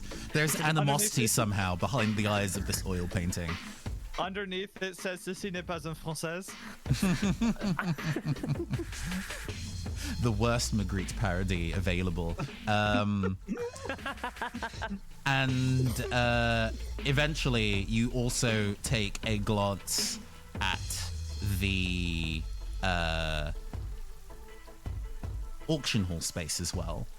The auction hall, because it's designed to be just a general event space, has been done up in a way. Oh, the camera angle's moved a little bit. Let me wiggle that around. My bad. There we go. The space has been done up to. It uses like AR technology to kind of put a veneer on top of what would otherwise be a featureless concrete room.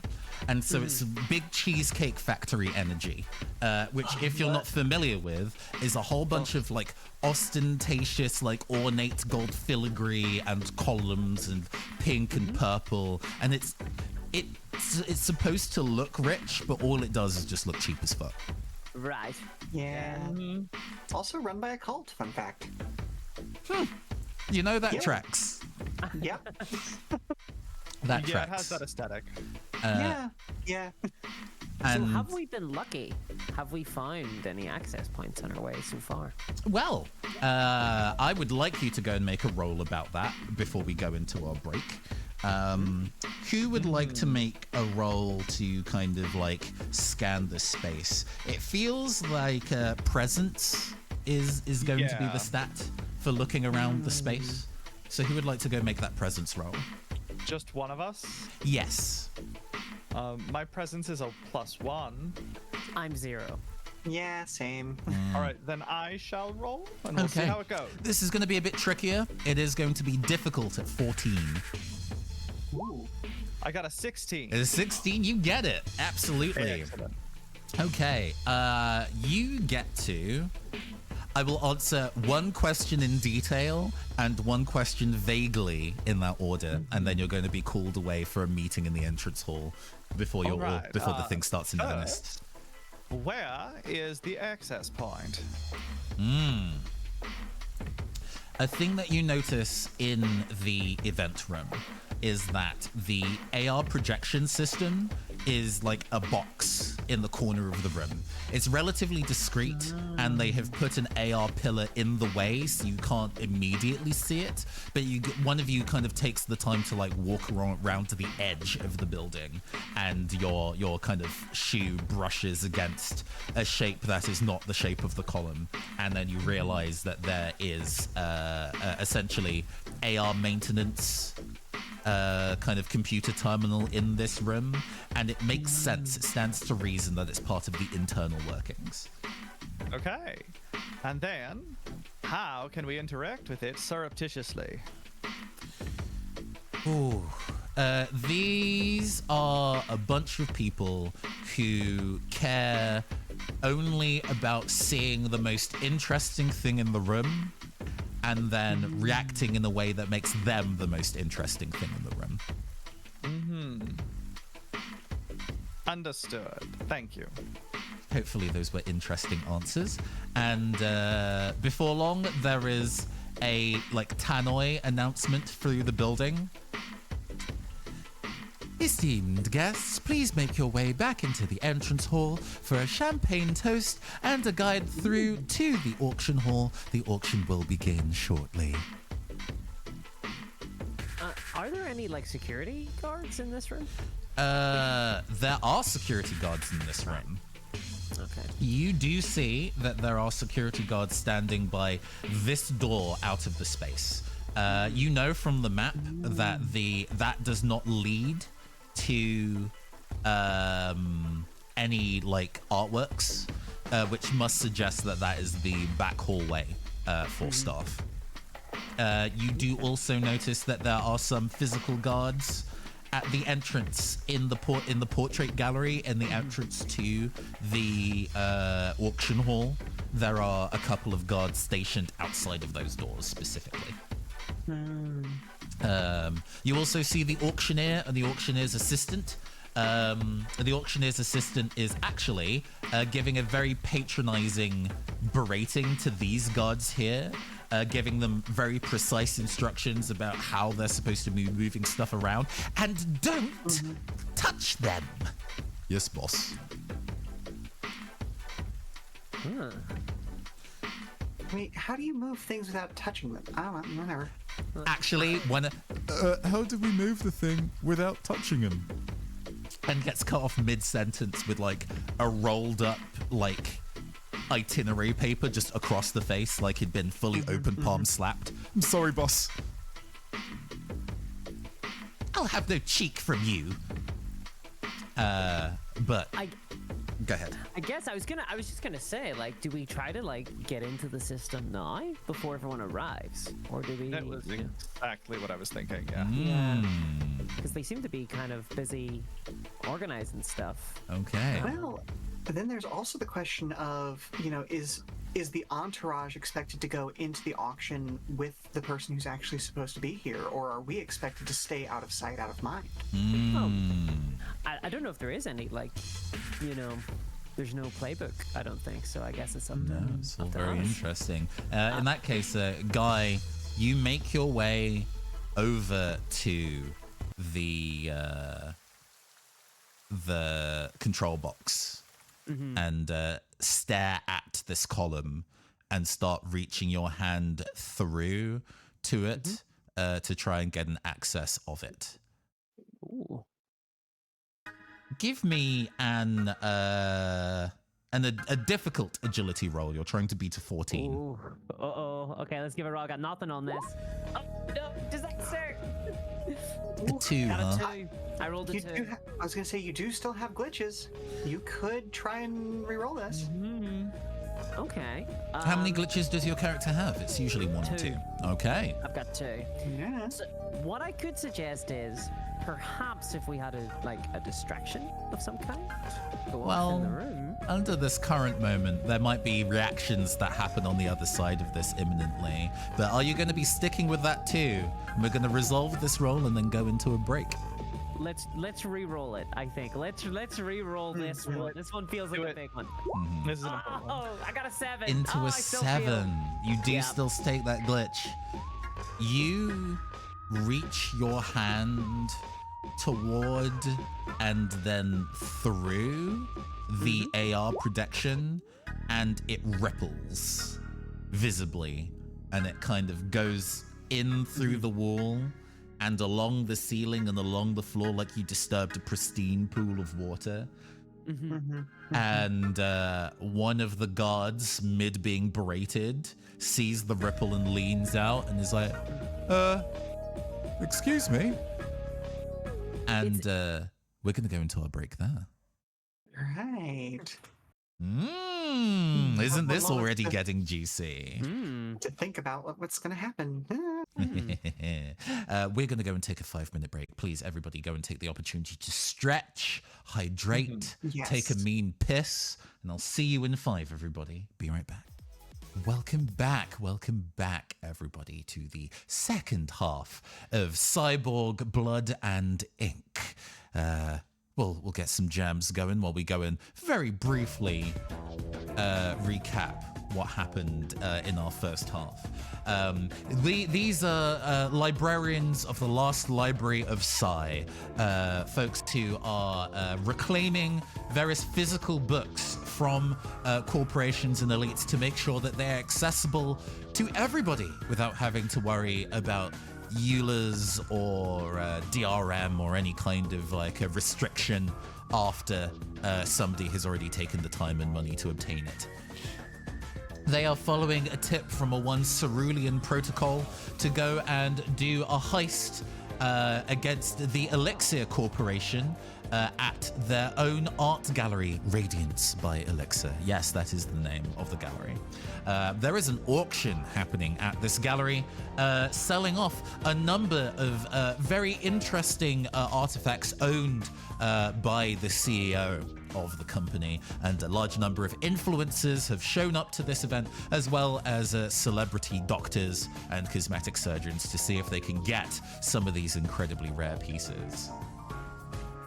But in their first foray into actually setting some of this heist in motion and to get at the electronics of the building to see if a security breach could be wrought, Guy's attempt to wiggle past an AR decoration to get at a server has drawn attention from one of the guards. And so we resume. Let's get that rainy ambience going on. Sigh always rains. Possibly jump in here. From the could jump. that possibly Yes. be Patrick Steele? Ooh, Patrick Steele is working security for the event. That's interesting. I mean, what could be more glam than having a famous action movie be protecting all of our goods? Oh my god. He is Guard. a martial artist, after all. Absolutely. And this could be part of how he's paying back that debt. Okay. I like that. I like that. Is that Patrick? Is that you? The man, now the camera gets a better look at the person. We see that the security guard is fully toe to tip chromed up. Goes, oh my gosh. No, wrong voice for this character. I'm so bad at slipping into character voices on the fly. We're going to do this. We're going to take it up here. We're going to do this kind of like anime teen kind of voice, and then we're going to bring it down a little bit because we're an action hero and cool like that. Yeah. All right. We're in it now. All right. Yeah. Oh my God. Is that you? You're Elixir Dangles 321, ain't you? Oh my God, Patrick! I can't believe you're slamming it like this. Well, Tell me, what happened? I mean, I'm just doing. No, we've fallen out. We've fallen into Cockney. This is already fallen apart terribly. What's happening? I'm supposed to be a professional voice actor, but American accents are pretty difficult. Coffee. Yeah, we got it. We're gonna sing in this kind of voice instead. This is maybe a little easier to do at this pitch. Well, I figured that a good way to kind of get me into the good books at Elixir, on top of all the wonderful chroming job they did on these guns, he flexes, is to, give back to the community. I love interacting with the community. You understand? Well, look at you giving back like that. That's so lovely. Come here, talk to me. Yeah, I was trying to go and say, I thought I saw something a little bit strange over there happening. And there's like a vague gesture of a hand towards the corner where Guy is. I'm see anything happen. Come, talk to me. You know, we've been chatting so much. I'd just love to get to know you in person. All right. Why don't you go and give me a presence roll about this? This is somebody you know and is interested in speaking to you. I was going to set DC 10, and you got an 18, so you definitely have Patrick Steele's attention. Mr. Steele, tell me, what's it like being in front of the camera the way you are? How do you want? I think you, Juicy. How do you want Patrick Steele to feel about Ms. Dangles? Oh no, he's slid into my DMs. The Right. man has been trying very hard. Okay. And it's been very funny to me. Well, Ms. Dangles, it's so nice to be on the stage and screen, even in this particular form.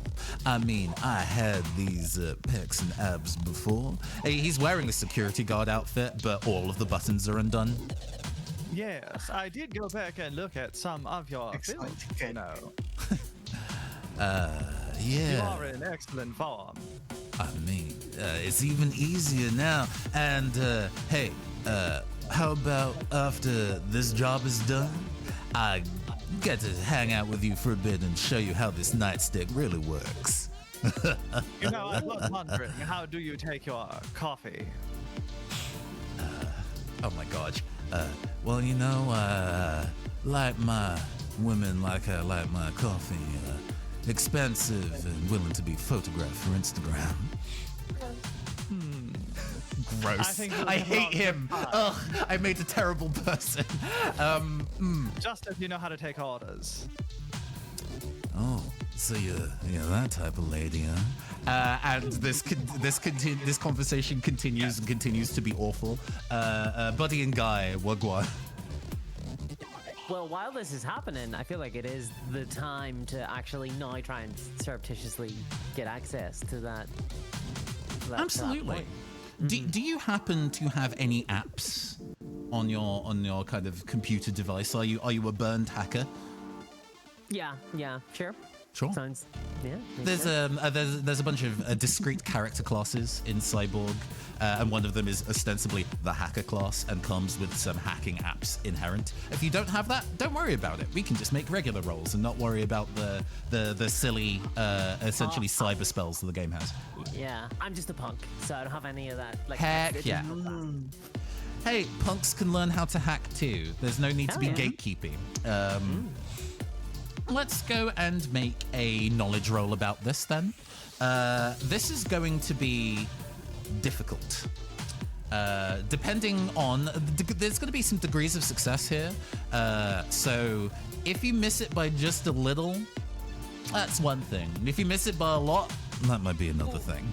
Okay, let's go for it. I've got a +2, so let's see. 19! That's 19 beautiful. beats a That's pretty good. difficulty check of 14 quite easily. So you make your way into the system while Patrick Steele, the security guard model, emphasis on the come apparently, is distracted.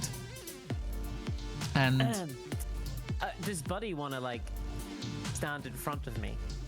See, I was gonna say, like, I think if there are still guards kind of paying attention in this direction, I think Buddy will play up the kind of slightly doddering old man vibe that he tries to give off, and like now is kind of like maybe 5 feet away, playing with the fact that the illusion goes wibbly to kind of generate a story of, oh well, that's why that happened. There's just some old guy over there poking at the AR. Like, hey, we can ignore it. It's fine. Yeah. Eventually, the assistant for the auctioneer comes over and says, "Excuse me, kind sir. Hi. Thank you for coming to our event. I hope you're having a fabulous time." What is Buddy wearing, by the way? I do think, like I mentioned earlier, he took some like kind of brass or gold spray paint to the backpack to kind of like dress up the legs a little bit, and maybe he's got, instead of just the normal kind of sensible gray robes, maybe it's like this is the graduation. We're walking people across the stage, so he's got the nice blue robes, and it's got a little tassel down one side. He's got to show off his level of education, all that sort of stuff. He's still paying off the damn loans for it. You get a look up and down from the assistant auctioneer. Oh, you're a fan of the timeless classics, I see. I just wanted to say, if you wouldn't mind not disturbing the auction hall, while it can't be damaged, we do have a particular aesthetic that we'd like to maintain in the space. We will be having the event soon, and in fact, everybody's going to be called through to the front room for champagne shortly, and I'm sure you're the kind of person that likes champagne. Quite. Out of curiosity, I'm fascinated by this, the fact that it's got some sort of reaction to physical touch despite being purely AR. What was the reason for the choice there? And I think he's going to try and like really suck in this person's attention and, just be like, okay, well, yeah, let's engage on this. Why is this way? You don't need to roll for this. The assistant auctioneer is not pleased to be having this conversation, but has put on polite customer service mode and is doing it through gritted teeth and trying to find ways to get out of it. But meanwhile, Guy accesses the internal network for this kind of AR projector. I'm a big fan, especially since I'm a big fan of the Mega Man Battle Network video game series, so I always like it when the internetscape looks like a thing. So what does the internet look like within this server? Within this server? This would have been designed by Elixir, or would this have been by like a different? Elixir definitely designed this entire building and the subsystems therein, so it's definitely branded to their sense of aesthetic. Oh, jeez. In that case, I'm not too sure. Like, I was going to suggest a zoo, but I think we've taken that as far as we can.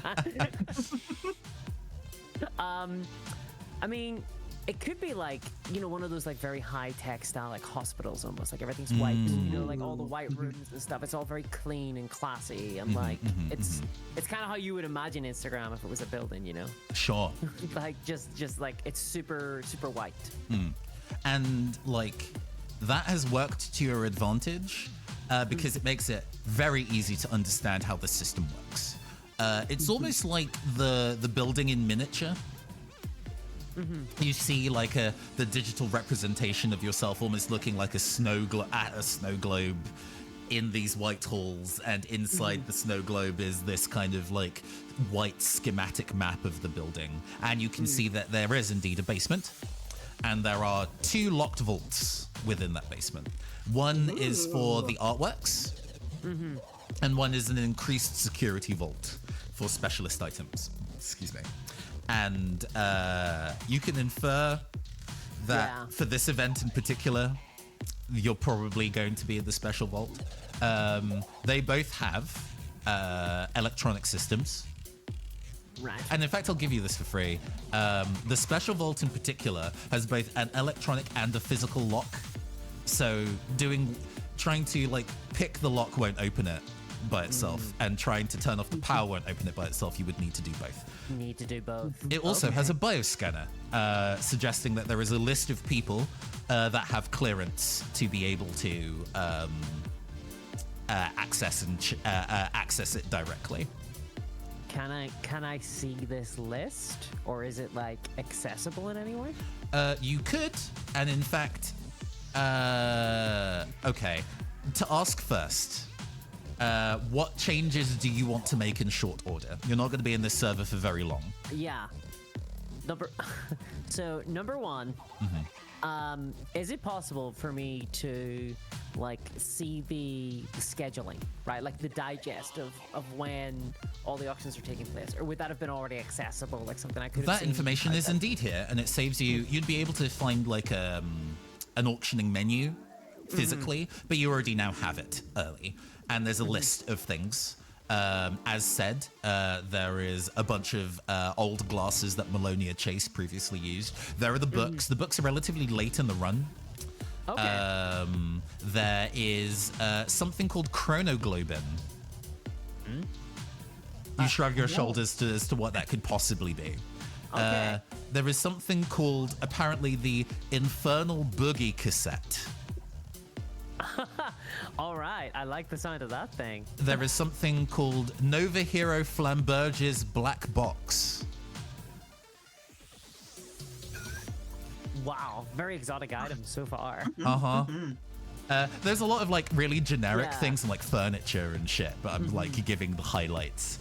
And the other weird thing that you notice in the list is something called a kinesis yo-yo. Okay, that sounds cool. Okay, cool. So we can get a bit of an idea of the timing then of when that might be exiting. Yeah, the vault. it's not the last thing on the list, but there's about 12 different things, and it's maybe the 10th thing on the list. Okay. Number 2 then is I would like to upload some music to the server. I want to be able. So basically, at some stage during the auction, I would like to have control of the sound systems so that I can like blast music and make the lights go off and on and things. I love that, A lot of and confusion. I Yeah. definitely have some music in here that I could use for that. Cool. Okay, awesome. And then third is I would love to disable the electronic lock if possible. In Now, case we need it. you you will have the ability to getting the menu is free. You don't need to spend any time doing that. That's just there. You have time to do one of those two things, to put in the music and lights kind of show, or turn off the power to the electronic locks. Okay. Because people are going to be Okay. called away to the reception very shortly, and you'd be very suspicious if you lingered here.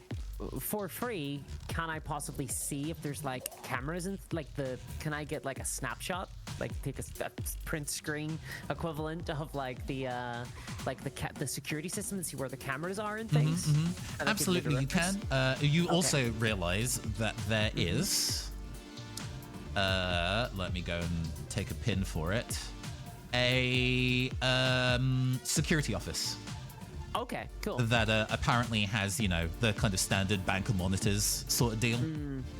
Alright. But yes, you can also get you essentially update the schematic that Cerulean Protocol gave you of the building to a much more accurate version that includes the basement map. Okay, awesome. In that case, then I'd probably put it out to the table. So- what do folk think? Can I make a suggestion that might be less time intensive for this process, that might get us the same thing?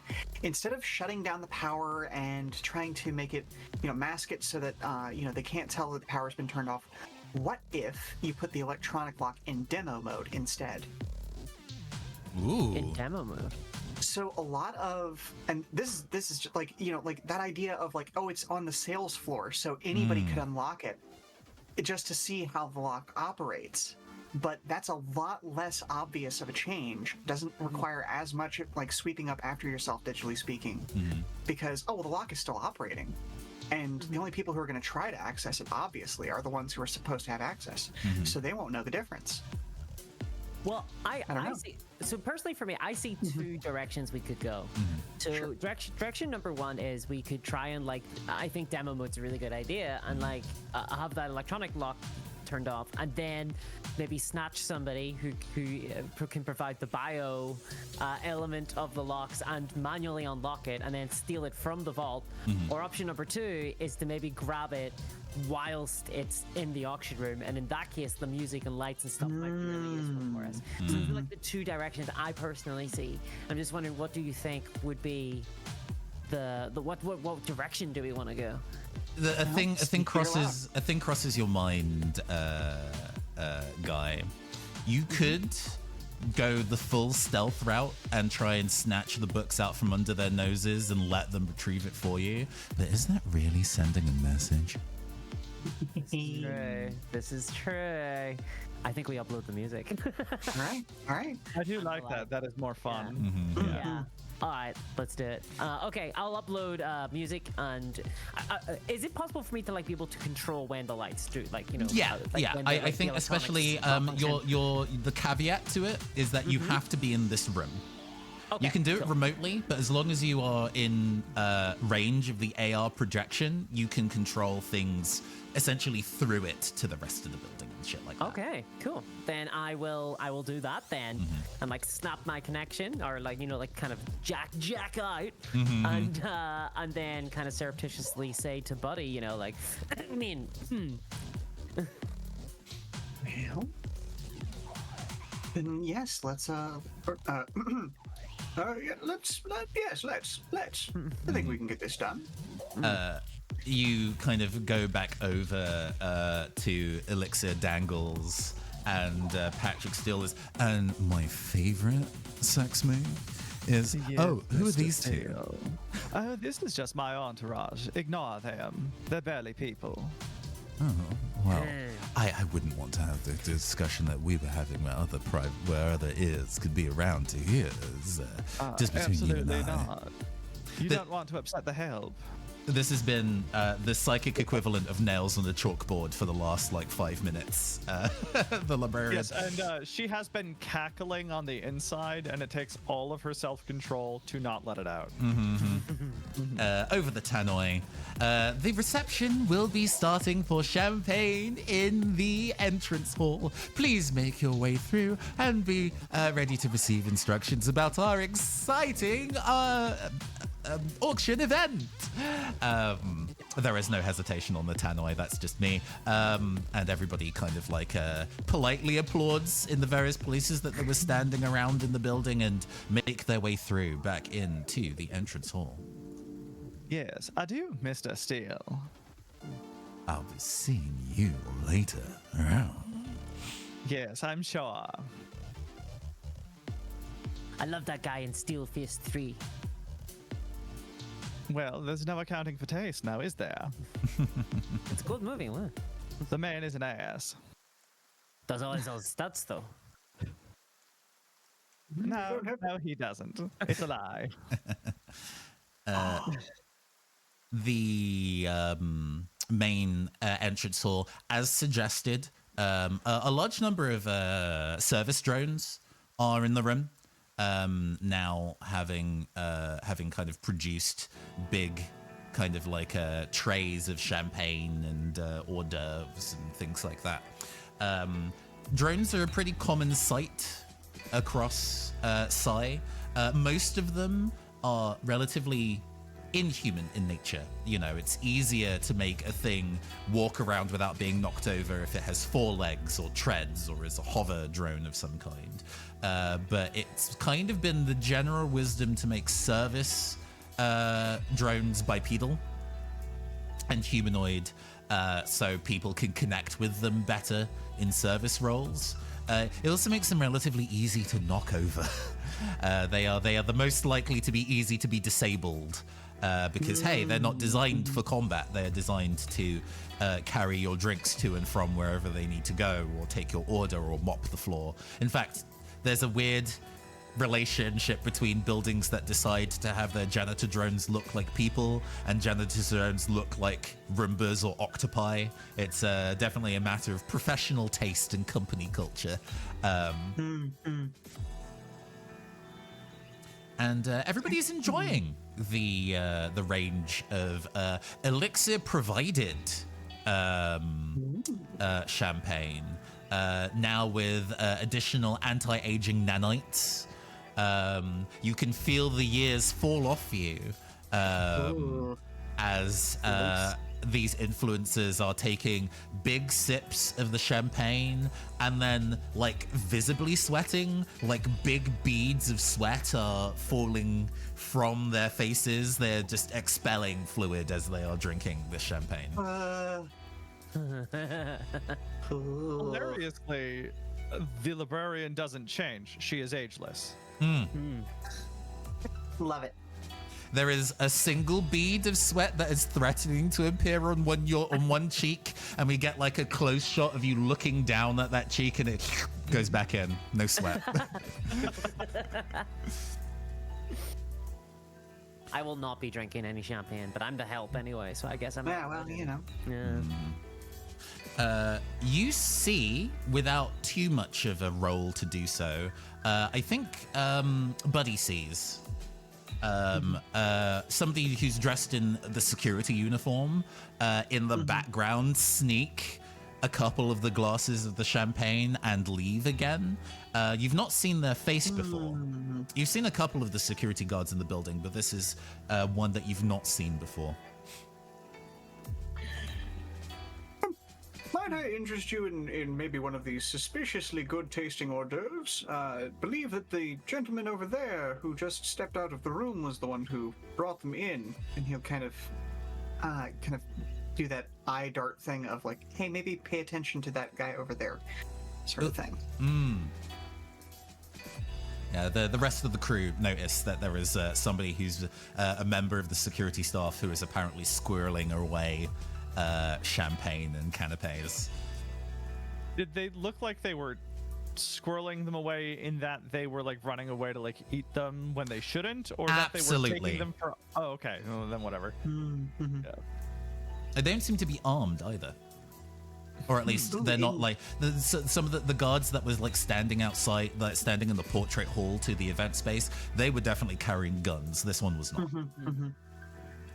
So would you say that this looks like somebody who maybe dressed up as security to sneak into the place and be part of this, or? An interesting theory. You may have to go and follow that gentleman and get to the bottom of that matter. Well, I think as long as nobody's really paying attention then, is the auction sort of beginning to kick off at this point, or no, we're still kind of in the pre-wait section? So eventually, this champagne reception is going to continue for a little bit more, and then everybody's going to be collectively funneled through the building on a specific route through the sculpture hall and through the portrait hall to the event space. Everybody's already seen all these items, but it's designed in a specific way to make them look at it again, and you know. So can you give me a ping as to where we are right now and where that person I have made the star pin where we currently are. The champagne reception is currently over here. We have one more pin available. You saw somebody steal some canapes and start moving through the space, and then by that point you're out of eye line. Gotcha. Okay. Well, I suppose that I will go ahead and follow after, see kind of where that's going off to. Are you moving ahead of the crowd, or will you be following the crowd as they kind of walk through the space? Oh, okay. Is that kind of the path that we're expecting to follow? You're definitely going to be going into the sculpture hall as part of the route to the event hall.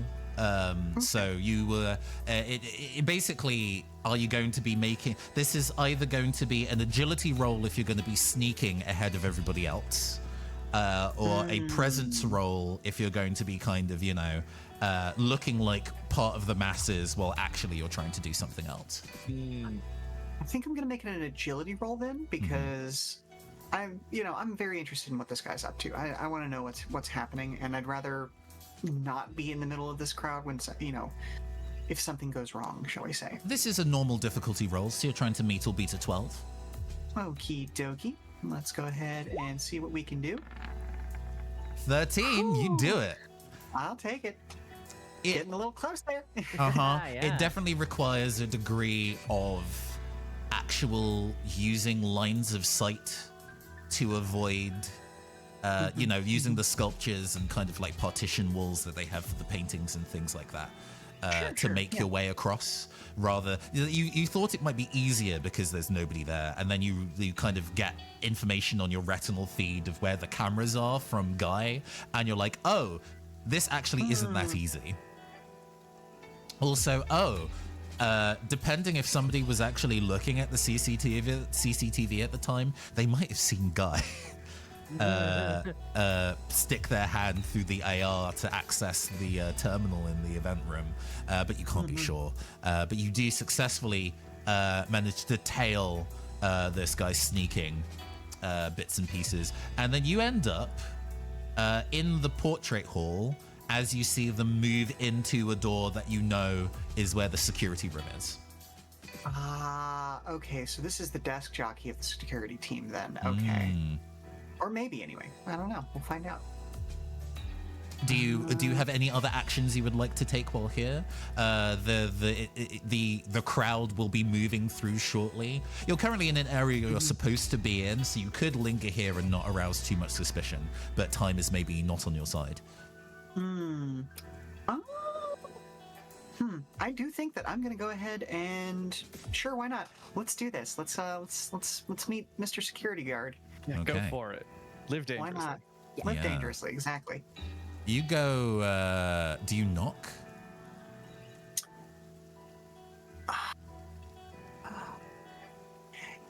You know what? Okay, is this the kind of place that has, you have to scan an ID card to get past any specific door, or because we're already inside the security net, are the doors just unlocked? Let me say that this is all done in the kind of timing where the door is closing slowly and you could intervene if you wanted to. Okay. Sure, let's just go ahead and head inside then. Let's follow him in and allow the door to close behind us. You sit pretty quietly. You don't say anything as the man with his remaining champagne and canapes sits at this bank of monitors and kind of kicks back and puts his feet on the table away from you and guzzles one of the glasses of champagne, like downs it in one. He's taken like 3. And He's a baby at this point. immediately starts big. Even though you can't see his face, you can see like the plips of sweat that are falling onto the concrete floor. Oh yeah, that's the stuff. Oh God, they have the best shit.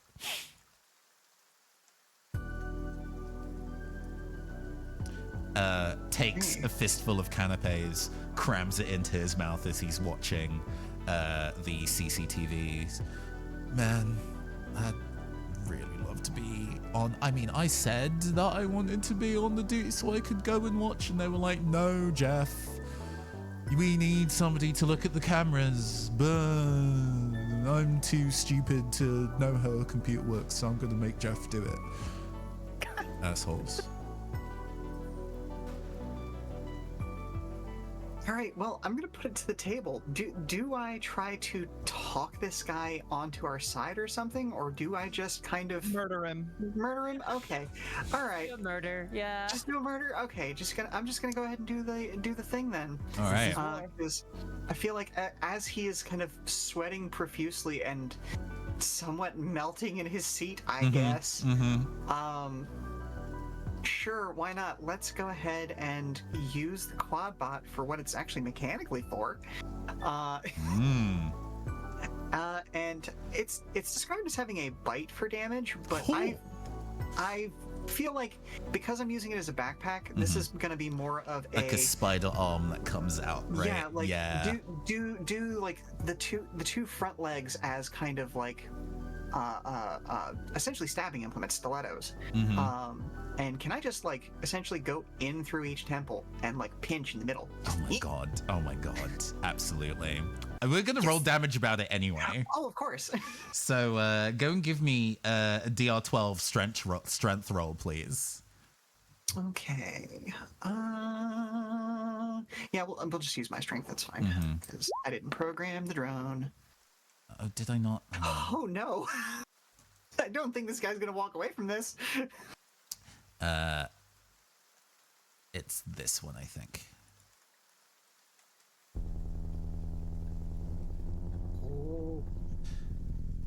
There is an ominous shadow that falls over the security guard, and eventually notices the shadow and the creeping, like, spidery arms that are encompassing, like, just an overarching, wave of menace coming from behind. What? And, like, starts to turn around, and then both of them go in immediately at the same time. the way that the cinematography works for this like movie is that all the blood is colorized in neon colors, and big spurts of like bright magenta, like fluorescent magenta, like cover the two sides of the wall and spatter onto the monitors. Ooh, yes. Nice. Love it. Love it. I just realized that there are some additional backgrounds that I uploaded and have not added to this token roll. There's like a no signal one for if we're in a scene that I don't have a background for example. But yeah. Tell me if you do anything to pick through the scene while I go and update the token. Sure. So once this guy has been sort of taken care of, like one of the goals for like why I did it the way that I did it is specifically to try and get rid of any RCD that he had in him, like implanted. So maybe he won't get a visual feed that's transmitted to other security guards, for instance, of what just happened. He'll just kind of wink out of existence. I think I'm going to take a look at all of the controls in front of us. Because he did say out loud that a lot of the other security guards don't really have a good idea of how to use these computers. I'm maybe looking for like sticky notes, AR or physical, or like, you know, extra labels that, you know, it was like, do not push this button, disengages all of the security kind of a thing, you know. All right. Why don't you go and give me a knowledge roll about it to see if you can. Dang. Let's see. A 9 with modifier for an 11. Not enough, unfortunately. Not enough. This feels like a glitch moment. Do I have? Okay, I've got one glitch for the day. I'll go ahead and blow that here. Okay. Statistically, Yeah, there we go. We got past that tricky 12. Yeah, you managed to. I think the security access here is a little higher than what you can access passively. Via like internal systems from like the AR panel, right? There's just permissions on here that make walking through certain bits and pieces better, even if you're not a professional hacker. This one has a list of the people that have biometric access to the secure vault. Melonia Chase, current acting CEO of Elixir.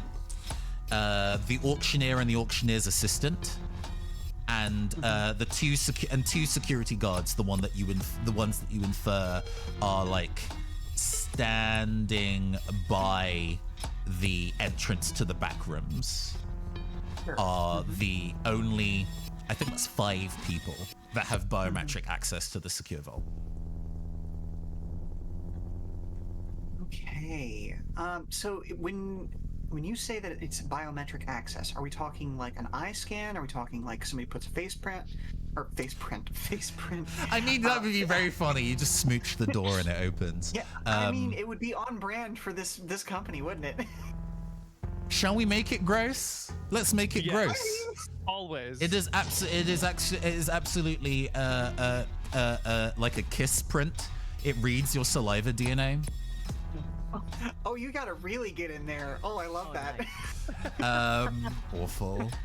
And it seems that this list is set elsewhere. Sorry, it seems that this list is set elsewhere. It's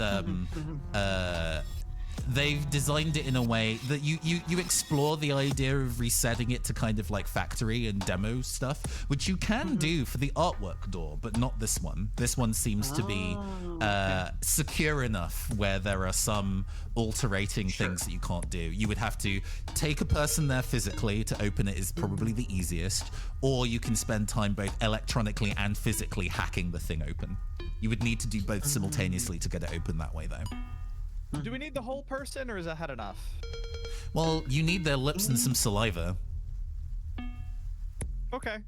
Yeah. I mean, do with that information what you will. Don't let me tell you how to be librarians, you know? With that done, I think you managed to not get any blood on yourself. You rolled an 18. What do you do? Let's see. I'll go ahead and sort of stuff this guy under a desk, like the kind of in the dark corner of the room where he won't be immediately noticed. Is essentially even if somebody comes in and is like, oh well, Bob has walked away from his job again. Better go find where he went off to, kind of a thing. And would it be possible to set some of the cameras to kind of looping situation to cover our path of exit for later? I will say yes, and you don't need to roll for it, but if you do that, the group will move without you, and you might be noticed that you're missing. Oh, okay. To give you a difficult choice.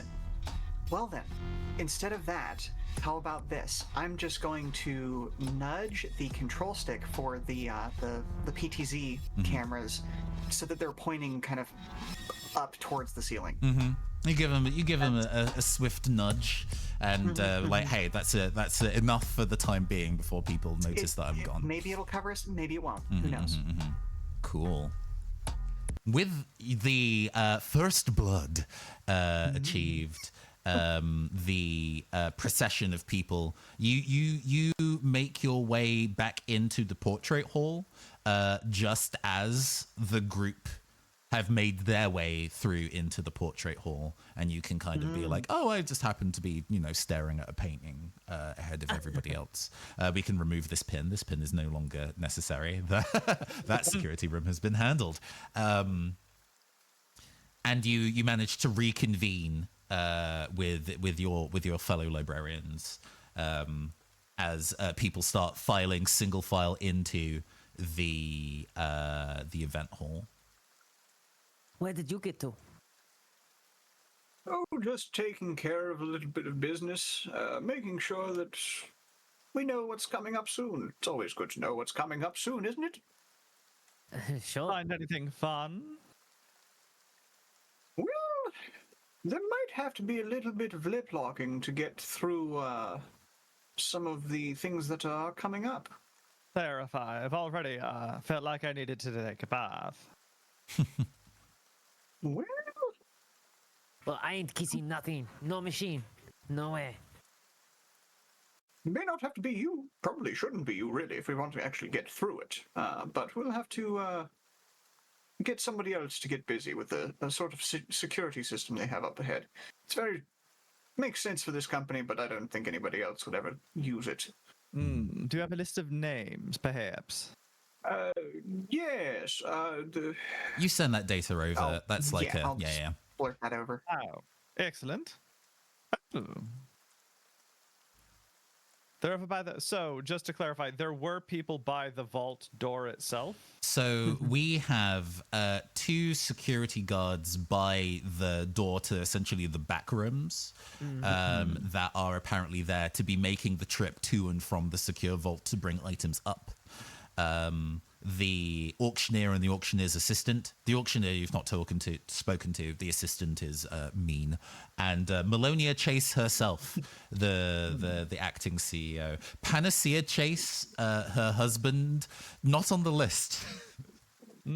Well, Maybe giraffe I DNA understand. doesn't work. from what It would I be very understand, difficult to keep track it in the does room. make sense. Okay, so shall we make our way back? Yeah, you get filtered through Yes, into boss. the auction hall.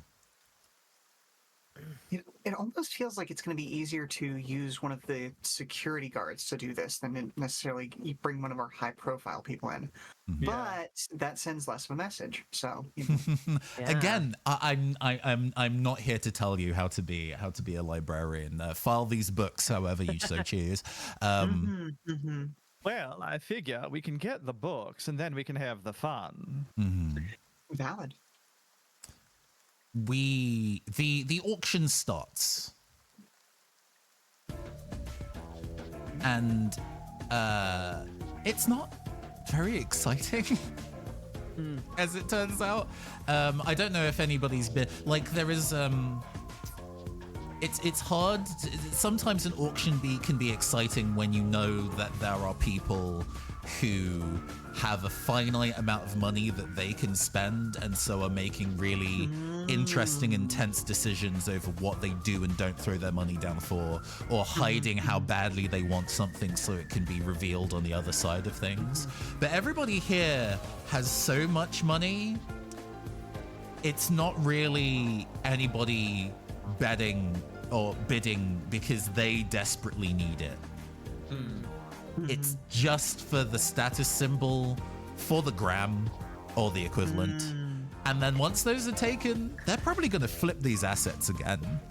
They may have stakes in some of the paintings and sculptures here, and already, you know, in fact, actually, you hear somebody say 3 million credits, and one of the security guards in like picture-in-picture pulls one of the paintings off the wall in the portrait gallery and wheels it through.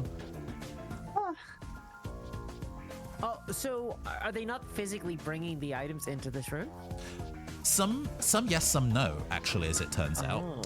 Some of the smaller items that are easy to carry are wheeled through on kind of like, I'm imagining the kind of tray that you would be pushing fancy dinners along in a cloche in like a hotel, but like velvet padded and stuff. The smaller items are taken up, and actually it means that there's pretty big gaps between each item because some of it needs to be ferried back and forth. Some of the stuff like furniture is too big to sensibly move around. It is physically here, and in fact, they have like an AR window that pops up that is footage of the internals of the secure vault, so they can see what the item is. And in fact, in those instances, you can see the books there. Oh, so we know where they are. Oh. Good. One of the items, I want to say, Hero Flamberge's black box on the list of the Nova Hero Flamberge's black box, one of the list of the strange items in the list that a guy saw. Is apparently too delicate to be physically handled. It was carried to the location by a drone with a steadiness gyro on it. Oh, wow. Oh. Not very strong for a black box. You get the explanation of what it is, actually. It's the lifetime memories of the famous superhero robot who was violently decommissioned after it performed a string of grisly murders. Well, no one is perfect. No kidding. But the heroics that it did was pretty impressive. The auctioneer isn't getting too many bites. There's a lot of like humming and hawing about the kind of like rumors about Nova Hero Flamberge. And then when it's suggested that if placed in the kind of correct VR machine, you could have a full sensory experience of the heroics and the murders, and people are now considerably more interested. Well, I mean, yeah. That sounds pretty cool, actually. Yes, the murders. That's exciting. I think I've got 20 credits. Could we throw something? Somebody immediately goes for, I think, 2.5 million out the gate, and you're like, oh, okay, fine. Never mind. I'll tell. Next time. We're in an interesting position here where things can just rock. Coming up next is the Infernal Boogie cassette. And the black box goes to, actually, I think despite being a member of security, we get our man Patrick Steele throws down the money for it. I was gonna spend this on paying back for the right bicep, but I gotta have that footage. Well, maybe he's worth a date or two. And there's some downtime while they're fetching the next item, which is going to be the Infernal Boogie cassette. What are you all doing? We're about halfway down the list, and the books are pretty close to the bottom.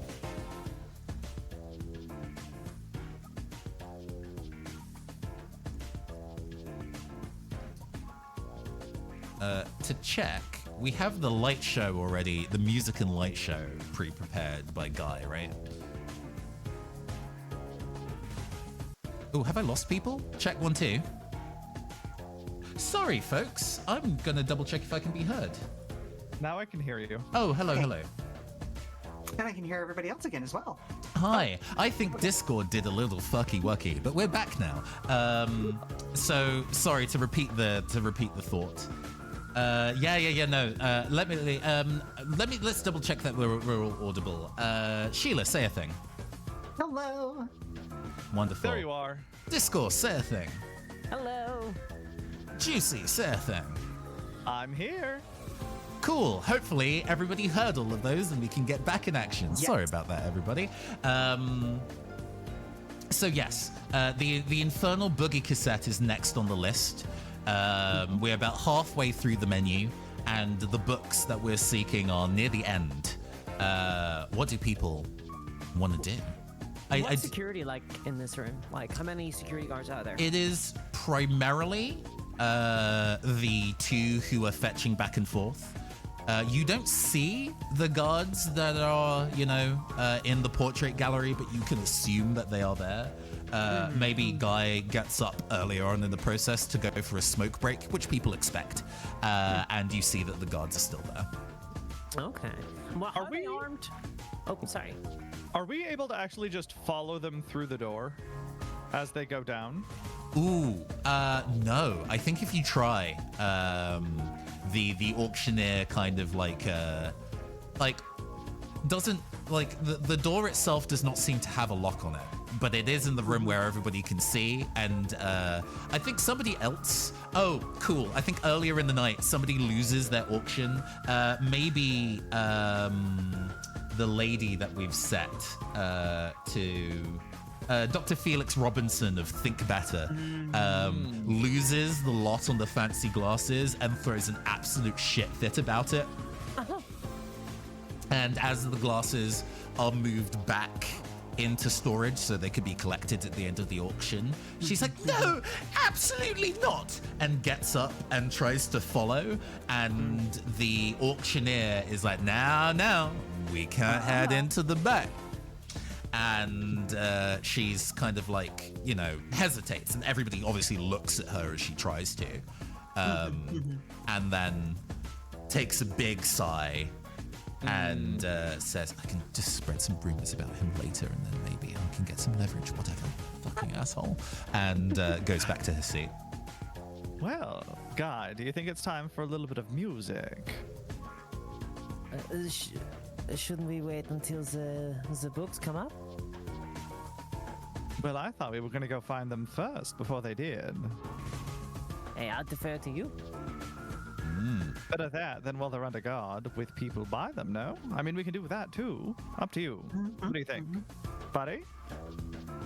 Oh, I'm good either way. We can go a little quiet now, grab the things while there's still few guards around, and then make our way out in a blaze of glory through the crowd.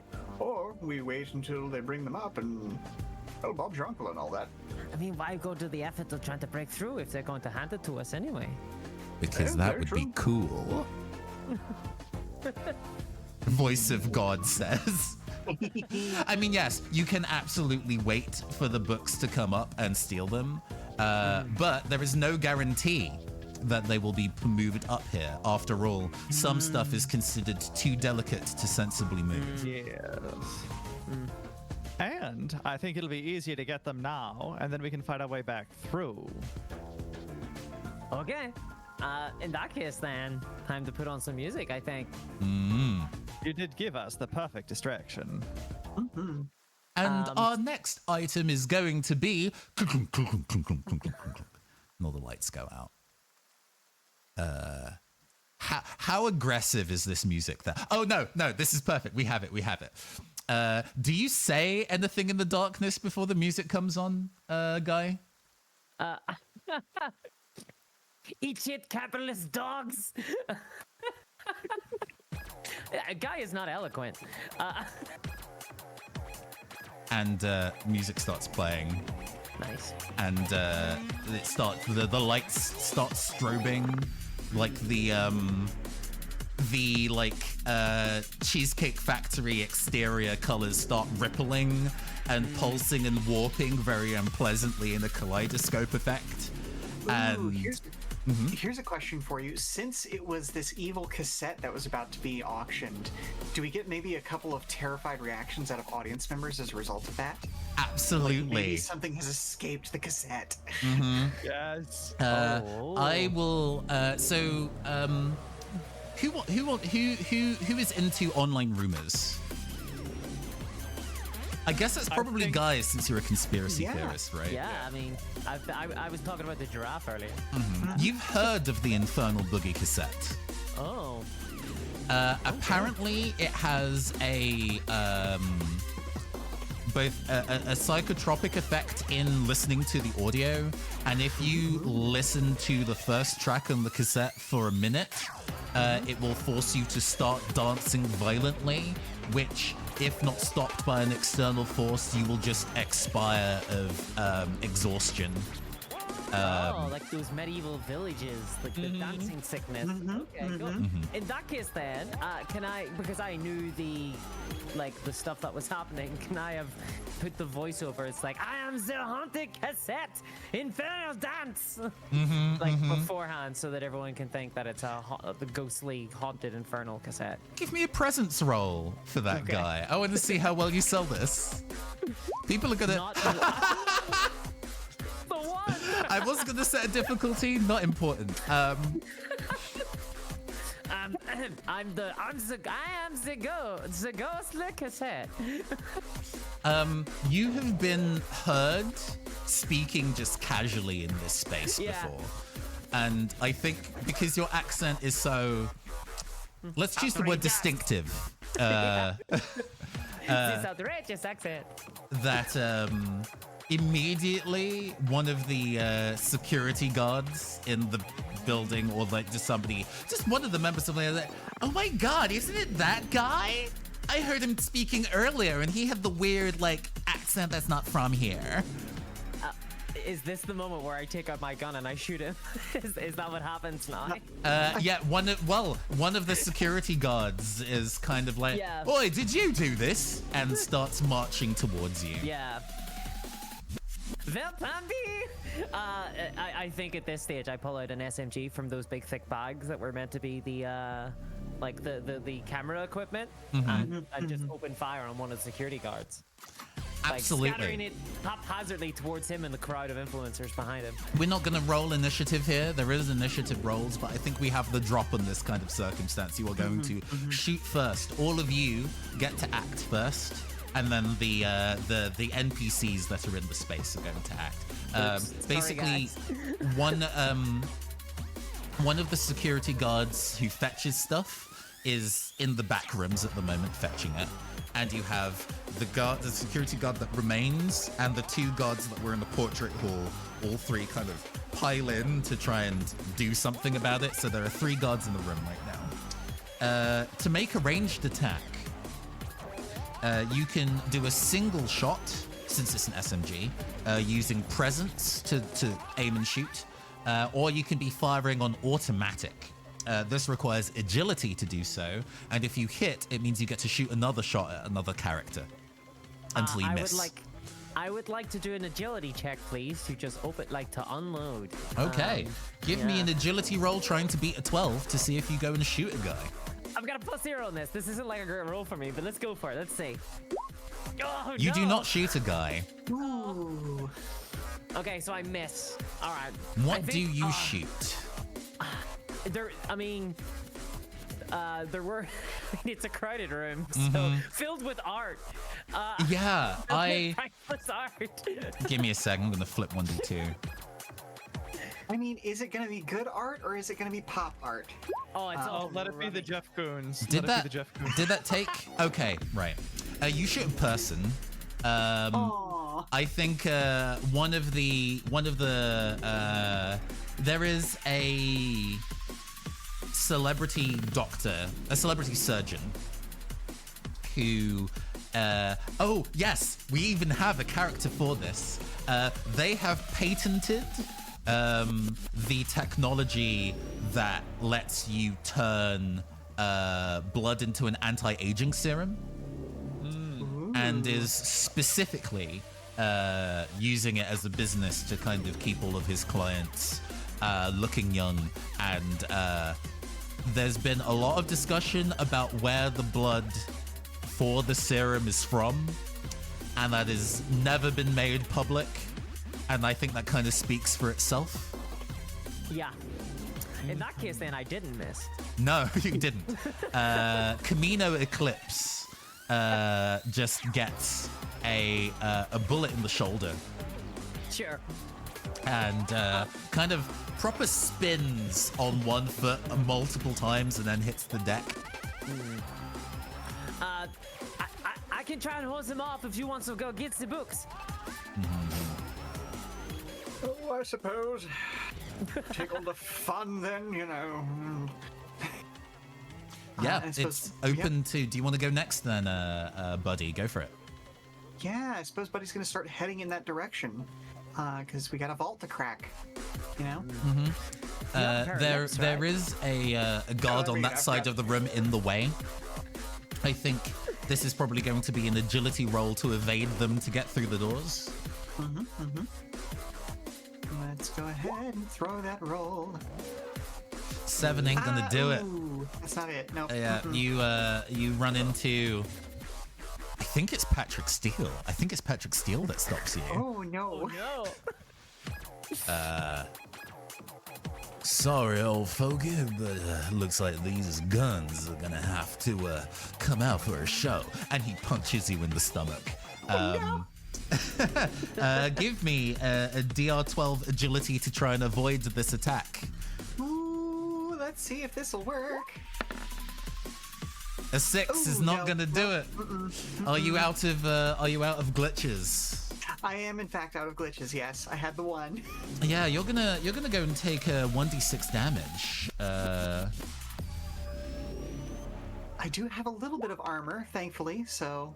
You have 4 damage from this punch incoming at you. Okay, I get to reduce it by a single d4. Let's see how much I can reduce it by. You reduce it by Hey! 4. This hit did connect though. What yes. happens Oh. is that you go flying across the room like wuxia style into the other wall. Yeah, lovely. Love that for me. The spidery drone's arms flip backwards and take the impact in the wall for you, leaving 4 giant puncture wounds in the concrete. Perfect. The librarian, what are you up to?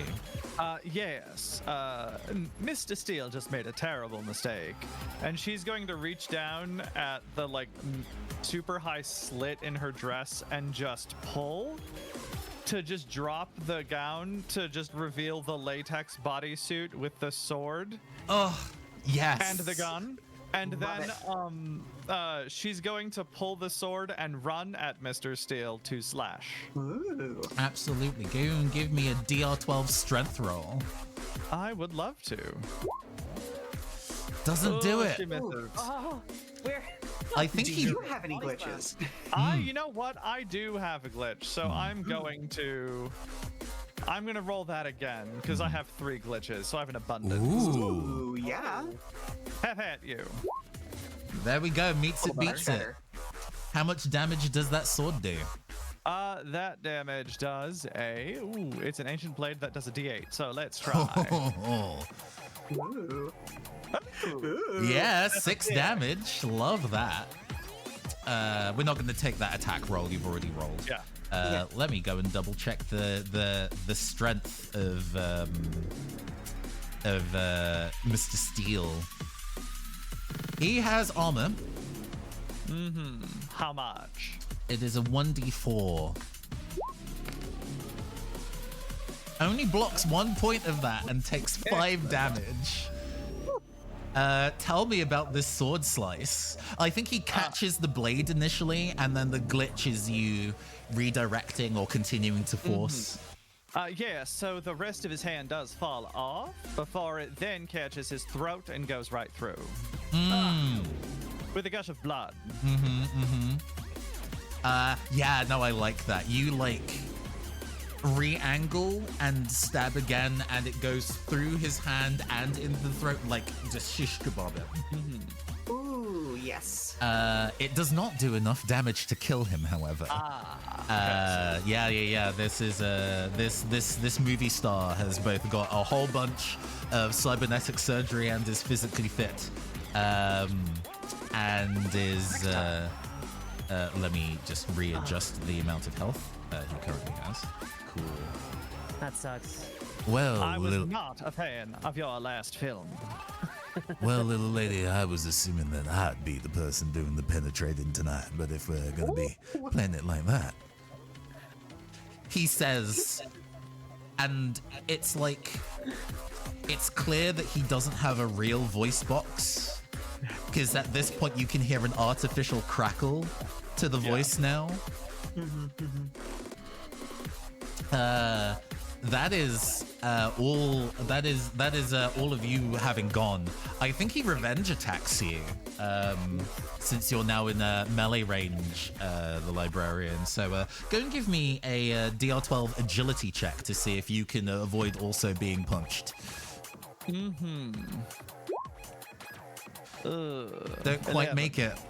As you are in melee range, he extends with the other hand and just tries to grip and twist your arm.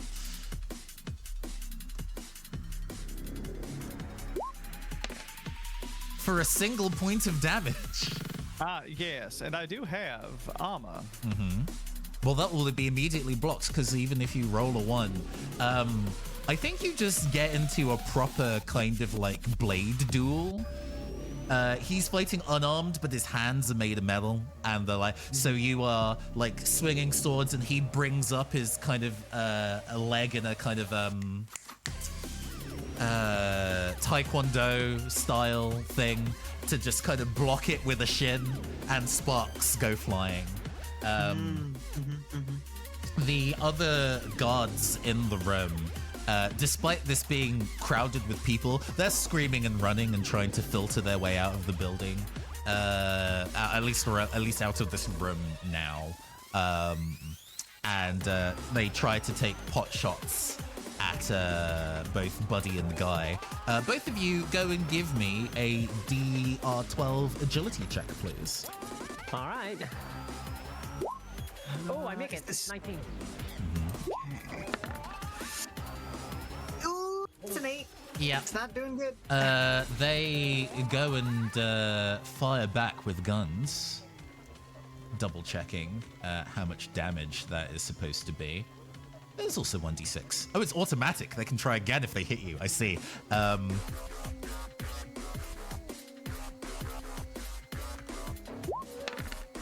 They deal one. The first shot does 1 damage to Buddy, a grazing shot. You do have armor, right? Yeah. So this would be automatically blocked. You don't need to worry about it. But there is another volley. Buddy, make another agility roll. Let's go ahead. Wrong menu. Thank you. Continuing to shoot at you. Oh, that's a bit more serious this time. Oh. Okay, all right. I can maybe block some of it. Let's see what happens. You only Hey, take a what's it? single point of damage. Oof. But there is automatic shots of sets of 3, so it continues firing. 1 last agility roll, please. Oh my god. You've been pinned to the wall, I guess, so they're kind of taking shots at you while it's hard for you to get out of the way. I get it. This one's also pretty significant. Oh. Taking 3 damage off that one. How healthy are you? What's left? Let's see. I took 1. So you've taken now 4 damage in I'm total. taking a total of 4 damage, so I'm now at 5 health. Yeah, it's not high, but here we are. However, player characters' turns have come round again. Currently, the person blocking the door, Patrick Steele, is locked in blade combat with the librarian. So you can, if you want to abandon this fight, start hustling into the corridor. Or you can gang up on Steele. Okay, so I have kind of a cheeky thing that I want to do, but does anybody else want to take their turn first? Because I might be about to escalate this. I don't know. Well, I was just going to basically fire at the the security guards. Okay, cool. I was gonna that are taking shots at you, right? Sure. Assume that the librarian has. Let me try to clear Steel first. Maybe I can kill him, and then maybe that'll let us just run through the door. Okay. Sure. Okay. So I shall roll strength. Yeah, go in with the sword once more. Ooh, that doesn't quite do it. Damn. What I will say is that it's a blade catch in a free hand, and you are currently locked. It would take a successful check for you to wrench the sword out of his hand, or you can say fuck it, drop the sword, and run through the door. No, I'm not dropping my sword.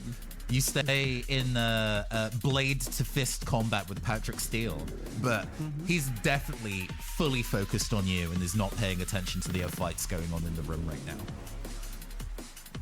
Okay, I will go ahead and take the next turn then, if you don't mind. Yeah. Because I want to make a cheesy one-liner. I believe that the term you used, young man, was guns out? And he, from inside that kind of voluminous robe, because the master's indoor doctoral level graduation robes, they got the big poofy sleeves. He pulls this ornate pulse rifle. Oh no! That has nobody checked the old man's robes when he came insane. People were not expecting the folks here to be armed and didn't do Yeah. weapons checks. Yeah. Nope, they did not. So I'm gonna go ahead and auto fire that thing. Oh my god. Yeah. I mean, you hit for 9 damage. And he has, what was it, like a D4 armor? Yeah. Yeah.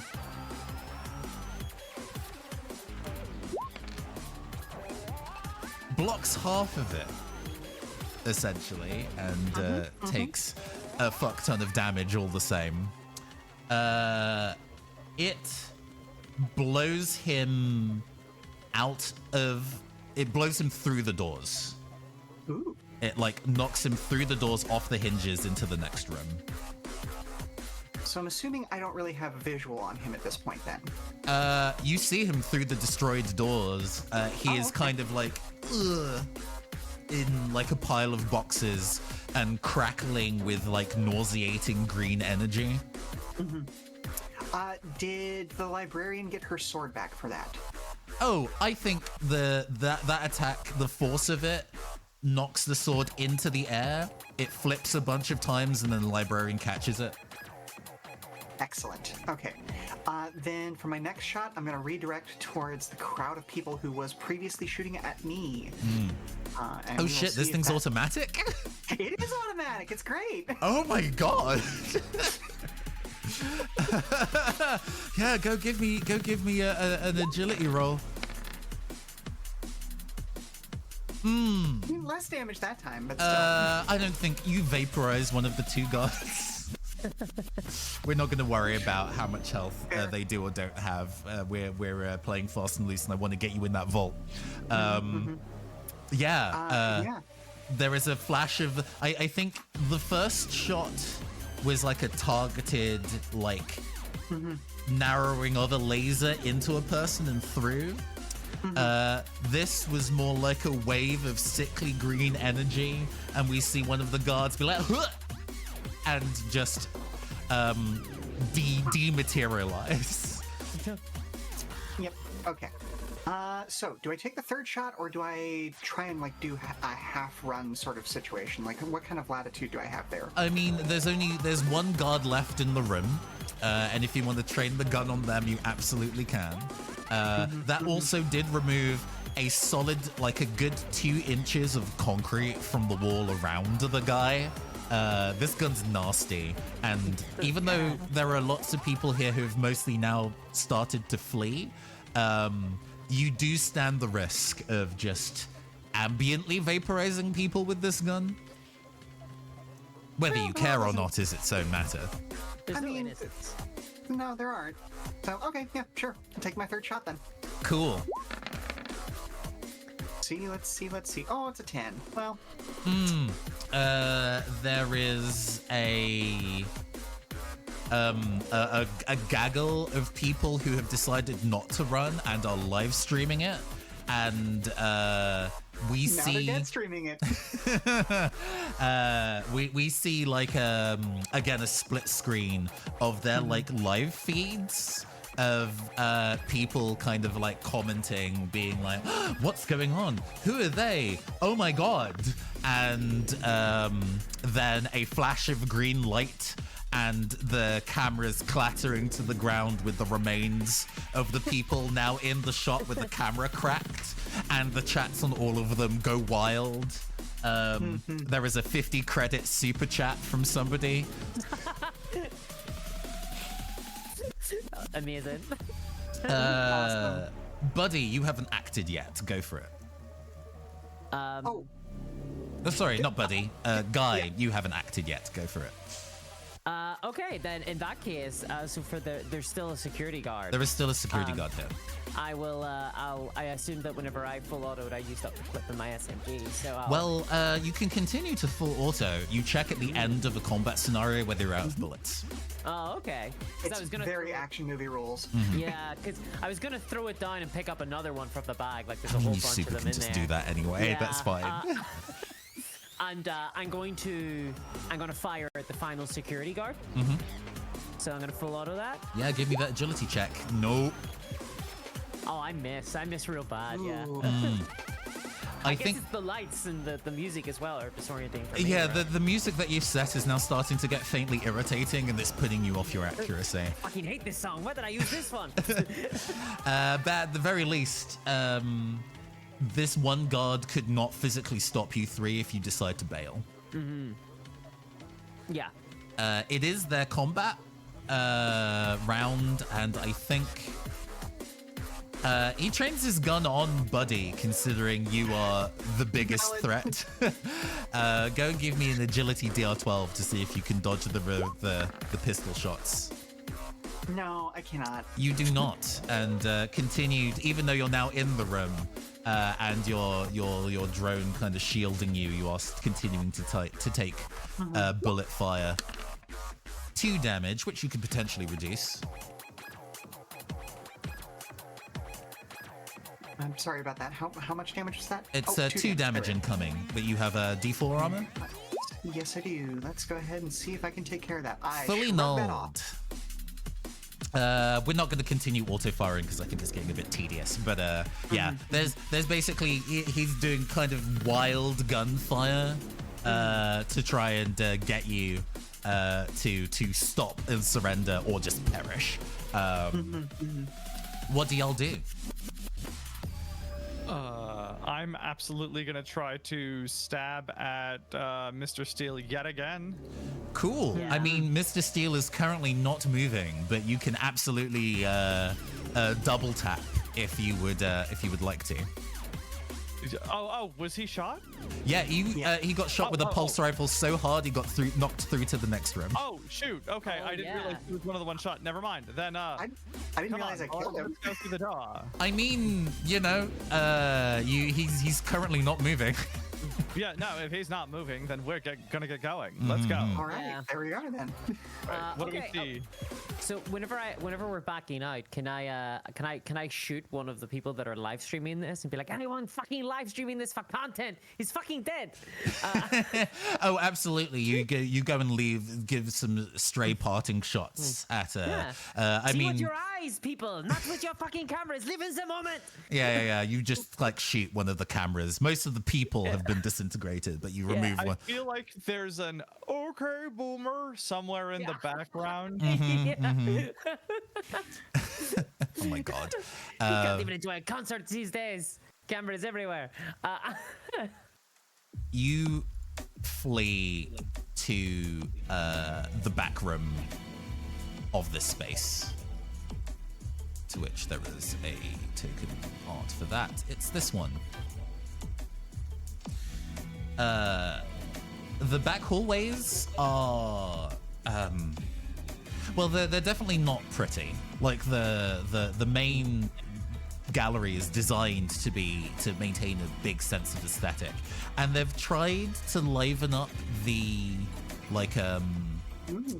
aesthetics of the back hallway by painting it in a vibrant color to put some cheer in the sterile space, but it's too dark a color, and all it just does is make you feel claustrophobic. You have a moment now. So people who use auto fire, please roll 1d6. On a 1 to 3, you are out of bullets. Time to count the bullets. You are out of bullets to your pulse rifle. You are out of bullets to your SMG. Swap my magazine to the next one. Can we do that? Can we just like reload? Yep. You'll need to go Basically, find. take The that- idea is that you'll need to find more. You may need to find somebody Okay. else's gun or use a different gun. I have a sword. Hey, then who needs to put bullets in a sword unless you're like Yeah. Squall Leonhardt? Yeah, you are now in the back hallways of the gallery. There is, as the map suggested, there are both stairs and a lift heading down. Did we not need to find some lips? You do need to find some yeah. lips. Yeah, we do. This is information you know, and I'm not going to be like, do you remember the clues? But Patrick Steele was one of the people on the list. Oh God, we still need him. Okay, I'll be right back. And I'll go back over and cut off his head. Give me a strength roll, please. Oh, happily. I mean, and if it takes time, it takes time. I'm enjoying this. You lift up for the swing and swing in. A hand comes up and catches the blade. Oh God, not again. Patrick Steele is not yet dead. Fine, we'll do this. Don't think we're done so quickly. I was having such a fun time Well, with this. I had hoped. Well, let's make sure that if we're going to be removing heads here, that I get to take yours back with me. And he, again, winds up for an attack. DR12 agility check, please. Yes. Ooh, baby. Yeah, I think he tries to just genuinely grab you by the throat and squeeze your head off. How do you stop it? How do I stop it? Oh, I like quickly move backwards. I'm sorry, dear, but that's not my kink. I think he kind of, where do you kind of head to? I like the idea that he's essentially chasing you now. He specifically wants you dead. And hey, Yeah. there is somewhere that you need the body anyway. Yeah, I was gonna move in that direction, but I was also gonna lash out at him with my sword once I had my first opportunity. I think under current circumstances, you will need to surprise him to land an attack successfully. There is a thing in Cyborg in its rules separate to Morkborg, is the idea of Psy Rage. In an instance where you are dead or would die, all the cybernetics in your body go, no, actually, and you just... It's your body operating on autopilot, lashing out at everything around you, and if this guy isn't Psy-raging, there is definitely a whole bunch of automated processes that have kicked in that are specifically saying, fuck you, fuck you, fuck you, repeatedly. Yeah. All right, then, yeah, I'll lead him down the hallway, and as I'm coming into the hallway, I'll be like, oh, boys, we have an issue. What is it? Oh. And then, like, probably right behind me will be Patrick Steele. Yeah, I think a gout of neon green, like, internals fluid shoots along the corridor in advance of Patrick Steele, as the remaining metallic hand, the other one having been kind of sliced off, grabs the side of the door into the elevator and stairs room and drags the body through. Let's have some fun. Love this. So And yeah. just for clarification from earlier, if we have a new mag, can we just swap that new mag in? Yes, if you do actually Okay, have good. an item that is that, you can put it in. Otherwise, Yes. you need to find some ammo or a new gun. Okay, good. Then I'm gonna do that. And well, Guy, do you want to take your shot? Let's see if your submachine guns will. I got no bullets. Oh, I'm all well right. then. I go to click and it's like shit. Yeah, and you'll Alright. kind of like panic at this, because this guy looks like you're hardened criminals. You've obtained books before, you have fought people before. This guy looks wretched. It is nauseating to watch the shell of a famous person as well. You've seen this person's face Yeah. on billboards, and now you are seeing a half-destroyed version of this person's face come for you specifically. Well, sometimes the old ways are just how you have to do it. Kablam! It doesn't do it. And you, But sometimes we update things for a reason. I think the body bends backwards, and you can see the chrome spinal column of Patrick Steele emerge out in the bend as he just limbo ducks under the shot, blowing a hole in the concrete wall, like through to the statue gallery. Oh, well. That wall's now gone. Can I take out my? So it says a mono sword. Can I make that a crowbar? Oh, sure, absolutely. That could be reflavored to a crowbar. I would recommend running though.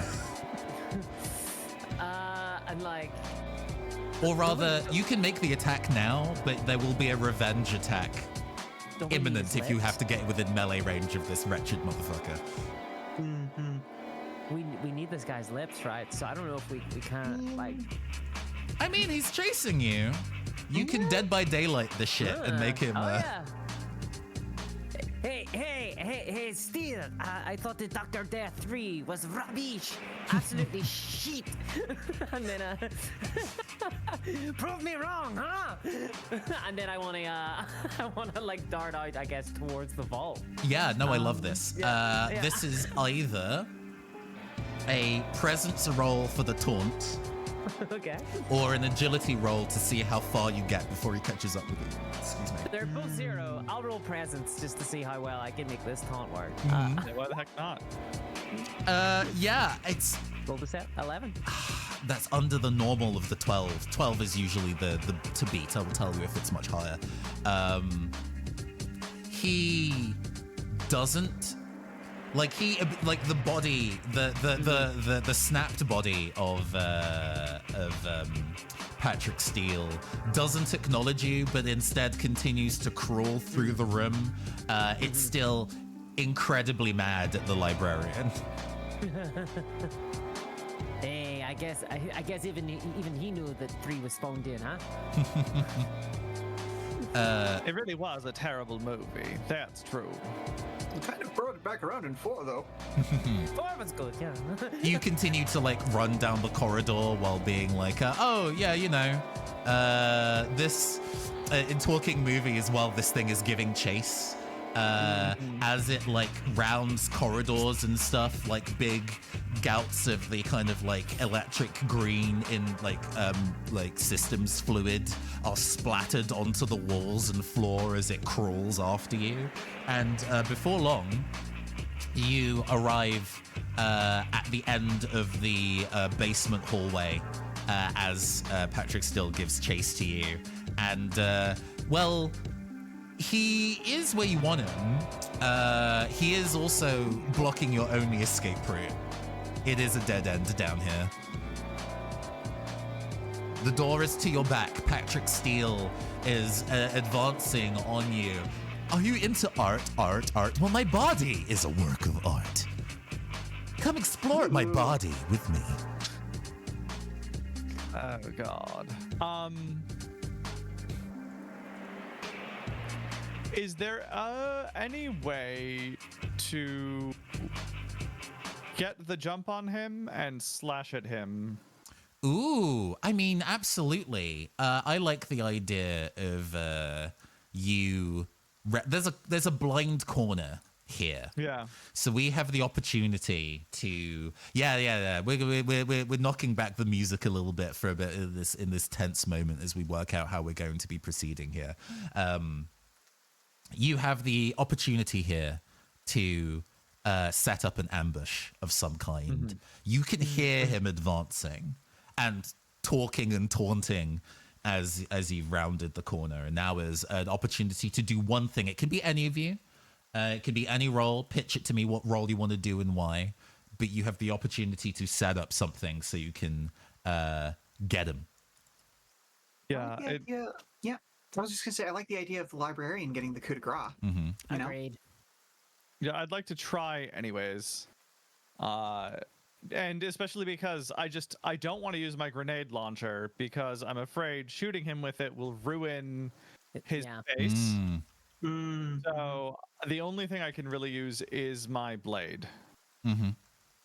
So unless anyone else has a different idea, I think I'd like to do that. Cool. I don't think you need to worry about what is your agility score, the librarian? It's a -1. It's not great. Right, okay. Oh no. Because I would feel it's probably an agility roll to like, your an agility or a presence roll to like hide in wait for it, if that makes sense. Is it possible for me to run like interference on him, giving the librarian an opportunity to strike? Right? Okay. We'll do it this way then. You can either make a roll to suppress your presence, librarian, and then your attack will be for free. You don't need to roll to hit. You'll just damage. Or Guy will run interference and draw aggro. Guy will take damage from an attack unbidden. We're not rolling to dodge. You will be hit, but it will mean that the librarian will get a swing in for free, and you do roll. I would rather try to. I would lobby to roll presence to suppress my presence. That makes sense to me. I'm into that. Yeah, sounds good. Okay. All right. So I will roll presence, and I rolled a 21, which is a crit. Yeah, I think this happens for a moment. This audio, like. The tension kind of leaves the space. The camera even pulls out a bit, and we get a wider shot of Sai for a while. How long have you been at this, the librarian? How long have you been liberating books from? She's definitely been at this for some time. She's not older. She is ageless, so it's hard to tell how long she's been at it, but she's very competent and comfortable at her job. Tell me about the first time that you decided that you would be doing this for real. I think she struggled for a time when she finally entered school. But when she was working in her school's library, the calm control that is there really was something that she gravitated to. And she finally fixated on studying library science. And I think she fell in love with the preservation of knowledge and keeping that accessible. And that's something that she really wanted to do for the rest of her life, and that's why. And she sees herself as an agent for that preservation, which is why she does what she does. Mm-hmm. And we get additional like cuts in time as you've been setting up, looking after the last library in Psy. I think there was a point where you were where there were other libraries while you were in control of this one, and then eventually that one got turned into like a spa resort. Yeah, I think that as she was in school, she saw Corpse buying up all of the information, putting it behind paywalls. She saw more and more other academic programs just being eaten up or dumped off of the rosters at other universities.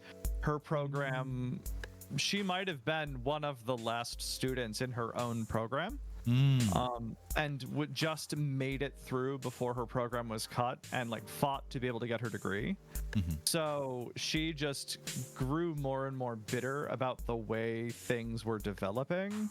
So she is lucky to have been able to even become a librarian, and that is what made her end up really wanting to fight to keep the last library alive.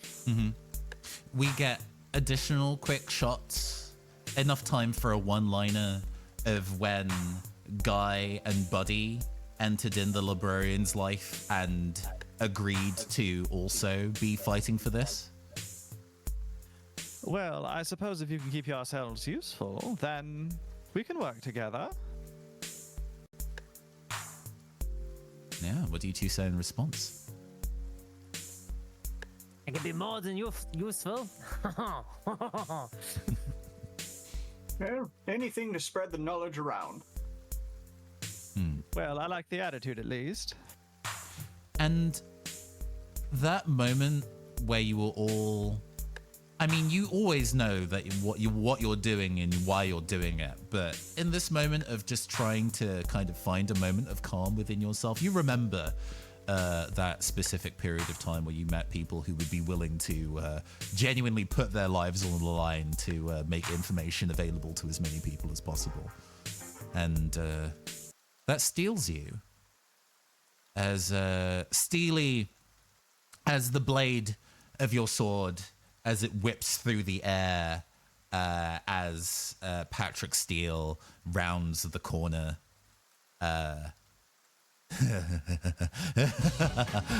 Hello there. And your sword slices through the air. Go and give me the damage roll on that sword, baby. And as I've been politely reminded, a glitch can be spent to max damage on a roll.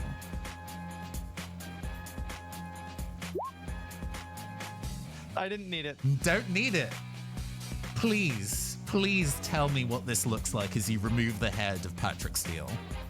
I think in that moment of calm, she just waits, and at the right moment, it's just a clean, even strike at the neck. And there's a pause as Steele just silences, and then there's a plop, and then the head kind of rolls around the corner.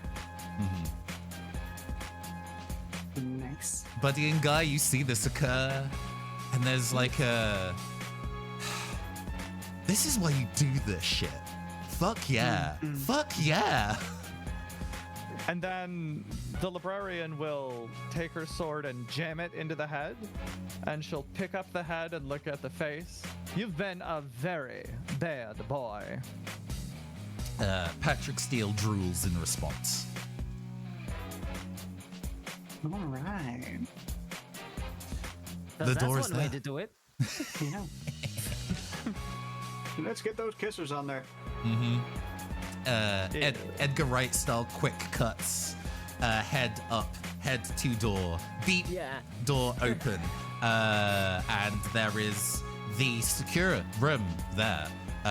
All of the items that were auctioned have been put back here for safekeeping so they can be retrieved at the end of the show. All of this shit is just here, including the books. Ooh. Awesome. Well, I suppose we grab and go, right? You have Yeah, the time, what- each of you, to grab a thing before leaving.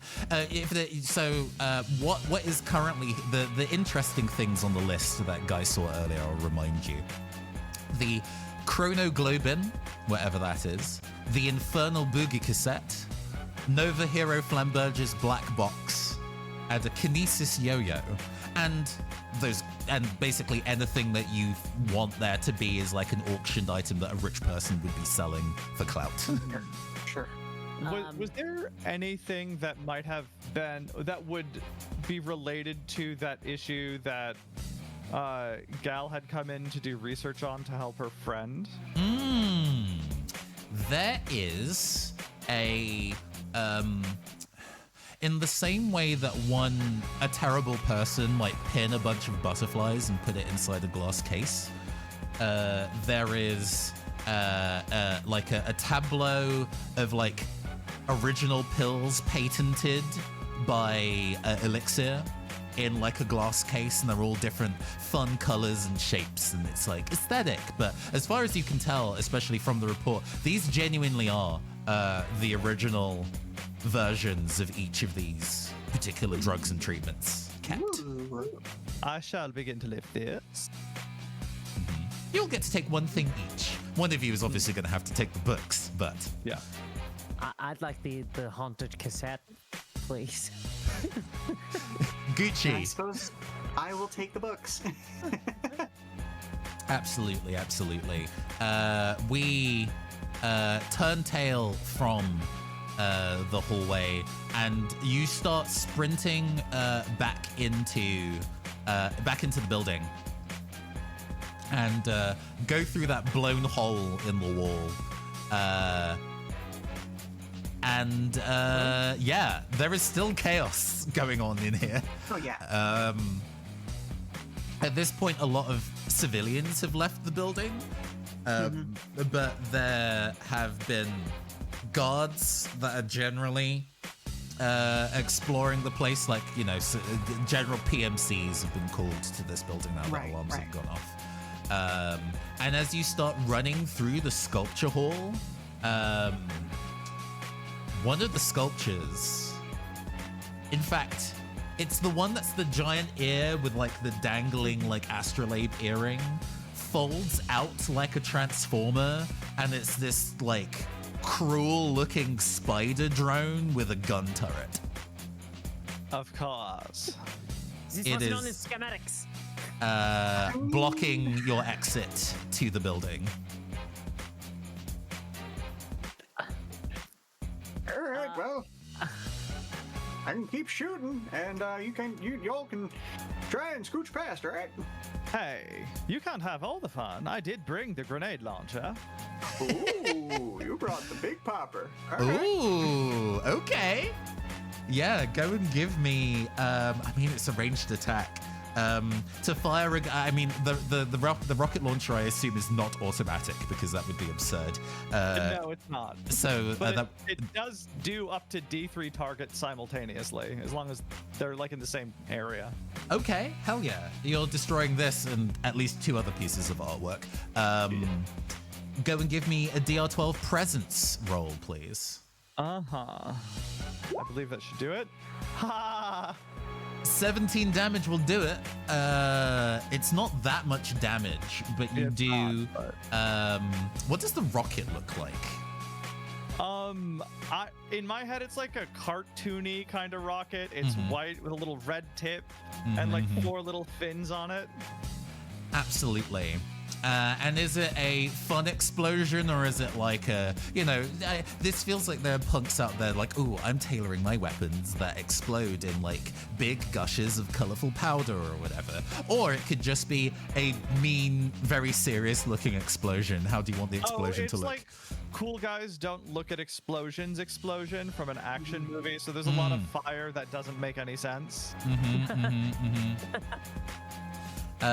This thing doesn't have any armor, but it does do damage to it, but not that much.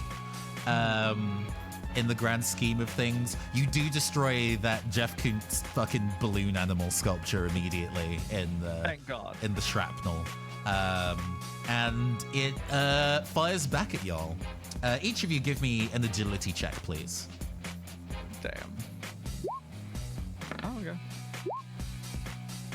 All of you pass. And Guy passes. On defense, if you get a natural 20, you gain a free attack. So, Guy, so this thing essentially machine gun shoots in a horizontal line across the space, and all of you manage to like hide behind sculptures or duck out of the way. But Guy is real cool about it, and you position yourself perfectly for a counterattack. So what do you do? I guess. Can I like throw an especially offensive piece of art, like offensive to my sensibilities at the thing, you know? Perfect. I think, is this a grabbing something and throwing it, or tipping over a large object? I'll tip over like a large object. Yeah. I'll Okay. tip over like a big sculpture of like a giraffe or something. Like onto Sure. it. That'll be a strength check for tipping, and throwing Sure. would be yeah. Go ahead. Go. Aw. You do it. I think you do it, and this like big marble giraffe shatters in all directions, but it doesn't actually hit the drone. You're just destroying shitty art because it looks awful to you and had no real actual creative value. The neck was too thin. Meanwhile, who else wants to do something about this drone in the way? Well, it's worked well for me so far. Mm-hmm.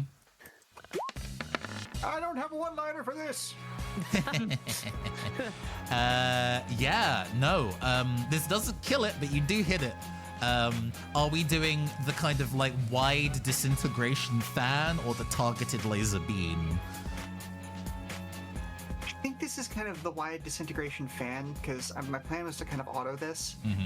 So let's do that. Let's try and take out some area of effect. Oh yeah, you are melting, like, again, in the same way that it kind of shaved away at least an inch of a concrete wall when you spray fired earlier. The artwork does not stand a chance. Some of the stuff is made of like absolute garbage. It was made of the extra flammable materials. You knock through the wall that the elixir loves you like graffiti Good. was on from the back, so that just like crumbles forward. But hey, if you're firing this automatic, give it another shot. Let's go. That'll do it. This will destroy. I think it realizes that it's on its last legs, throws its now crumbled into pieces SMG, and is like wolf like galloping at you to just kind of full body tackle you as you fire the shot. How do you do it? Tell me. Give me a vibe as well. What's kind of energy musically, since you're this is the last roll of this bit before we go to the epilogue. So I think that the vibe is very high action, very like Buddy is actually a little bit terrified of this thing because, you know, he, as much of a drone user as he is, he understands how big and dangerous this thing is. I bet. And so, especially when it starts, you know, kind of loping at him like an aggressive animal, he is just absolutely laying onto the trigger like you are never supposed to do on an actual automatic weapon, and doing the you know, kind of scream at it that is, he'll swear later, was definitely intended as an intimidating scream, and it just absolutely is not. Yeah, no, it's galloping at you. We get like the reaction shots as it cuts to you, cuts to it, cuts to you, closer, cuts to it, closer, as then cuts to the trigger on the gun as you're firing the shot. Almost slightly blind since you're screaming, and just kind of pray that it hits this thing. We're outside of a barn, it's fine. Hey, at this distance, I think it's almost point blank. If it was any closer, the pulse splashback. In fact, the pulse splashback knocks you over. It doesn't do you any damage. It's just that there's force feedback from hitting an object this close. I'd have to pat out a couple of whiskers that are just like... Yeah. Just cybernetic parts and gears, almost like buckshot, embed itself into the opposite wall. Just the long talon wedges itself in a division panel. as you can hear the tromping boots of additional guards who heard this gun go off. Marching from other places in the building behind you to kind of get you, but hey, there's nothing blocking your escape. That's our cue to exit, I think. I believe you're correct. Let's go. Indeed, let's go. And so you sprint out of the building into the night air.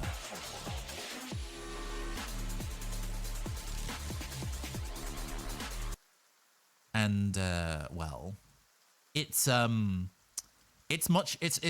raining actually pretty heavy at this point, almost in a concert with your feelings. You have other librarians to pick up and drop you off, and they pick up the van so it's not like sitting outside the venue, because that could be a dead getaway. But on the exit, you've made a call, and it isn't too long before the car whips around again, but you do need to kind of get a block away on foot. As you're sprinting through the rain, what do you say to each other?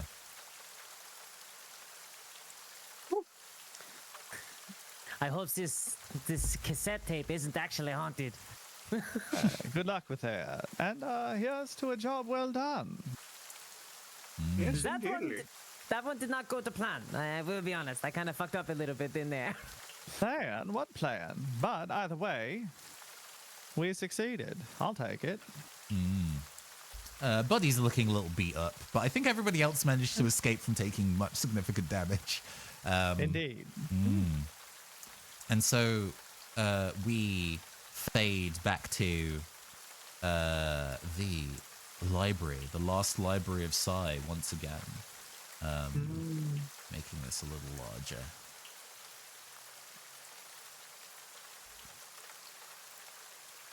Let's see, what vibe are we going for here as we're wrapping up? Final scene, everybody. Thank you, everybody, for being in on all of this and enjoying this process. This has been very, very good. I enjoy this. We're gonna go back to some rain code. And we're back at the last library of Psy. Ill-gotten goods intact.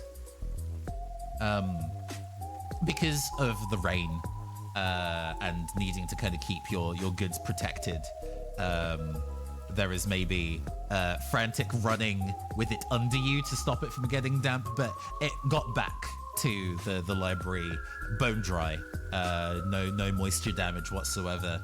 And we just kind of we have a shot where all of you are just kind of like looking at the documents, at the books. They're those kind of like folios that can hold them open as you are like flicking through a page. There is an additional person with the three of you who we quickly realized to be Cerulean Protocol. She stuck to her guns and just had to come to see the book. Oh my god. It's really here. You managed to bring it back. Thank you, the three of you. Oh, stunning. All in a day's work. What can I say? It is lovely, isn't it? Just such a nice feeling to hold a real book in your hands. Oh, I can't take that away. I bet she's pulling on like an actual archivist would probably tell me that you shouldn't be using like latex gloves to handle rare books or something like that. I as a person do not know, but like she's putting on gloves. Now, I do believe I said something about giving you something in the ballpark of 600 credits to have an hour of alone time with your new acquisition. If you 700. Presence roll, gimme. Give me that presence roll. Nope. Wait a minute. I have a glitch. I'm using a glitch. Sure. I have 2 glitches still left. Nope. No. She looks at you witheringly. 550. And I'll be sure to keep you on board for any more juicy gossip that I find about books in the area. We do love to see you out there in the katsu. Oh, I think I got a bit of a freeze again. Check 1 2. Yeah, I can hear you. Cool. I can hear you. Yeah, you're good. 550, actually, and I'll keep, supplying you with information about any more juicy heists that I find around. I do love to see you in the katsu. Well, I don't want to be involved in whatever's about to go on down here, so I'm gonna go get myself patched up. How about that? I got a haunted cassette to listen to. And the camera pulls back to get the full view of the last library in Sai as people move about their daily business, fully knowing that the information that they're learning here and what we'll use to get them through the next day would not be possible if it was not for the three of you. And that has been Cyborg, Blood and Ink. Hey, woo! Yeah, that was Yeah. tight. I love that. That was That great. was a lot of fun. That was so Love good. that. This was a blast. Thank you so much for running the game. No worries. This has been a game I've been wanting to run for quite a while, so I'm glad we've finally had the opportunity to do it. We've overrun a little bit, but if you guys are around, cool to be around for another 10 minutes or so. What I love to do at the end of streams is comments and kudos. We just go around the table and you get to gas each other up about the cool shit that you did. Just finding an opportunity to be like, hey, I like this one scene that you did because it was super rad and XYZ. So yeah, who would like to go and give a bit of kudos to somebody else? I can start since I'm at the top of the stack on screen. Beautiful. I loved the full commit you did to this character discourse. Like the absolute full send on every possible conspiracy thing that you could pick up. Again, you grabbed at every dangling string, and I loved it. So yeah. Thank you. It's very kind of you to say.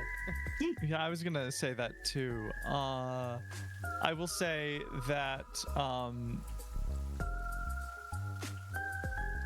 Nathan, I really enjoyed the variety of like NPCs you just threw out there, and the commitment to the absurdity of each one of them. That was a delight. Thank you. Committing to the bit. Sometimes Love sitting that. into the character voices, depending on like, I push myself into a voice that is not going to be one I can maintain. I each one of them was a wretched person in their own separate way, and I love that. That's yeah. I don't know how much of this was like, from the kind of cyborg setting, or how much, because it was Oh like, god, it was fucking none of it. incredibly- I made all that It shit was up. incredibly fleshed out and so zany and weird in the best way. It was so excellent. Absolutely fantastic. I loved it. Like Nice, the way thank you. Patrick's steel changed over time was just right. It was so good.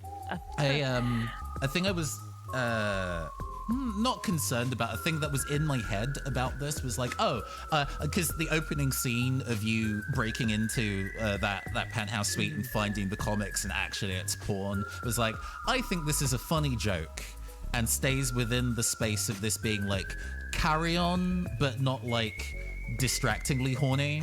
But it also set a tone for the rest of the thing. And I think collectively we all did a very good job of keeping it in the carry-on space without being like, oh, now we're just being gross. And thank you for being willing to kind of go on that bit of like, we're telling some saucy jokes here, but we're keeping it like tasteful and incredibly violent. And many people died, but tasteful. I gotta say, Oh, it's- Sheila, there were some really funny quips that Oh, yeah? Buddy came out with during the. I think perhaps the best one being, but they brought it around in the fourth one though. That was so funny. It's like we began ranking almost Steele's movies, you know? I mean, it was only respectful. We did just put the man down. Yeah. As Steele is like chasing you, being like, I'm going to kill each one of you. You're like, well, I mean, your career's had its ups and downs, to be fair. If this is your Steele 2 era, I think we could probably outrun you pretty easily, to be honest. Nice. It's been a while since I play a lot these days, but it's been a really, really long time since I've had the ability to GM, and I spent a lot of time in the lead up to this being like, man, do I even know how to do this shit anymore? God. But this was so great. I loved all of this, and it wouldn't have been as sick smoking style as it was if it wasn't for the three of you. So thank you from the bottom of my heart being so down for doing this with me. Audience, please do give a massive round of applause to our players for this sesh, and do give them a follow right there in the Twitch doobly-doo. Are links to socials for our players. Please do go and give them a follow. I want to see their follower counts increase. In reverse order, big yourselves up while I go to the credits screen. We'll be off of webcam, but your audio will be coming through while the credits roll. Juicy.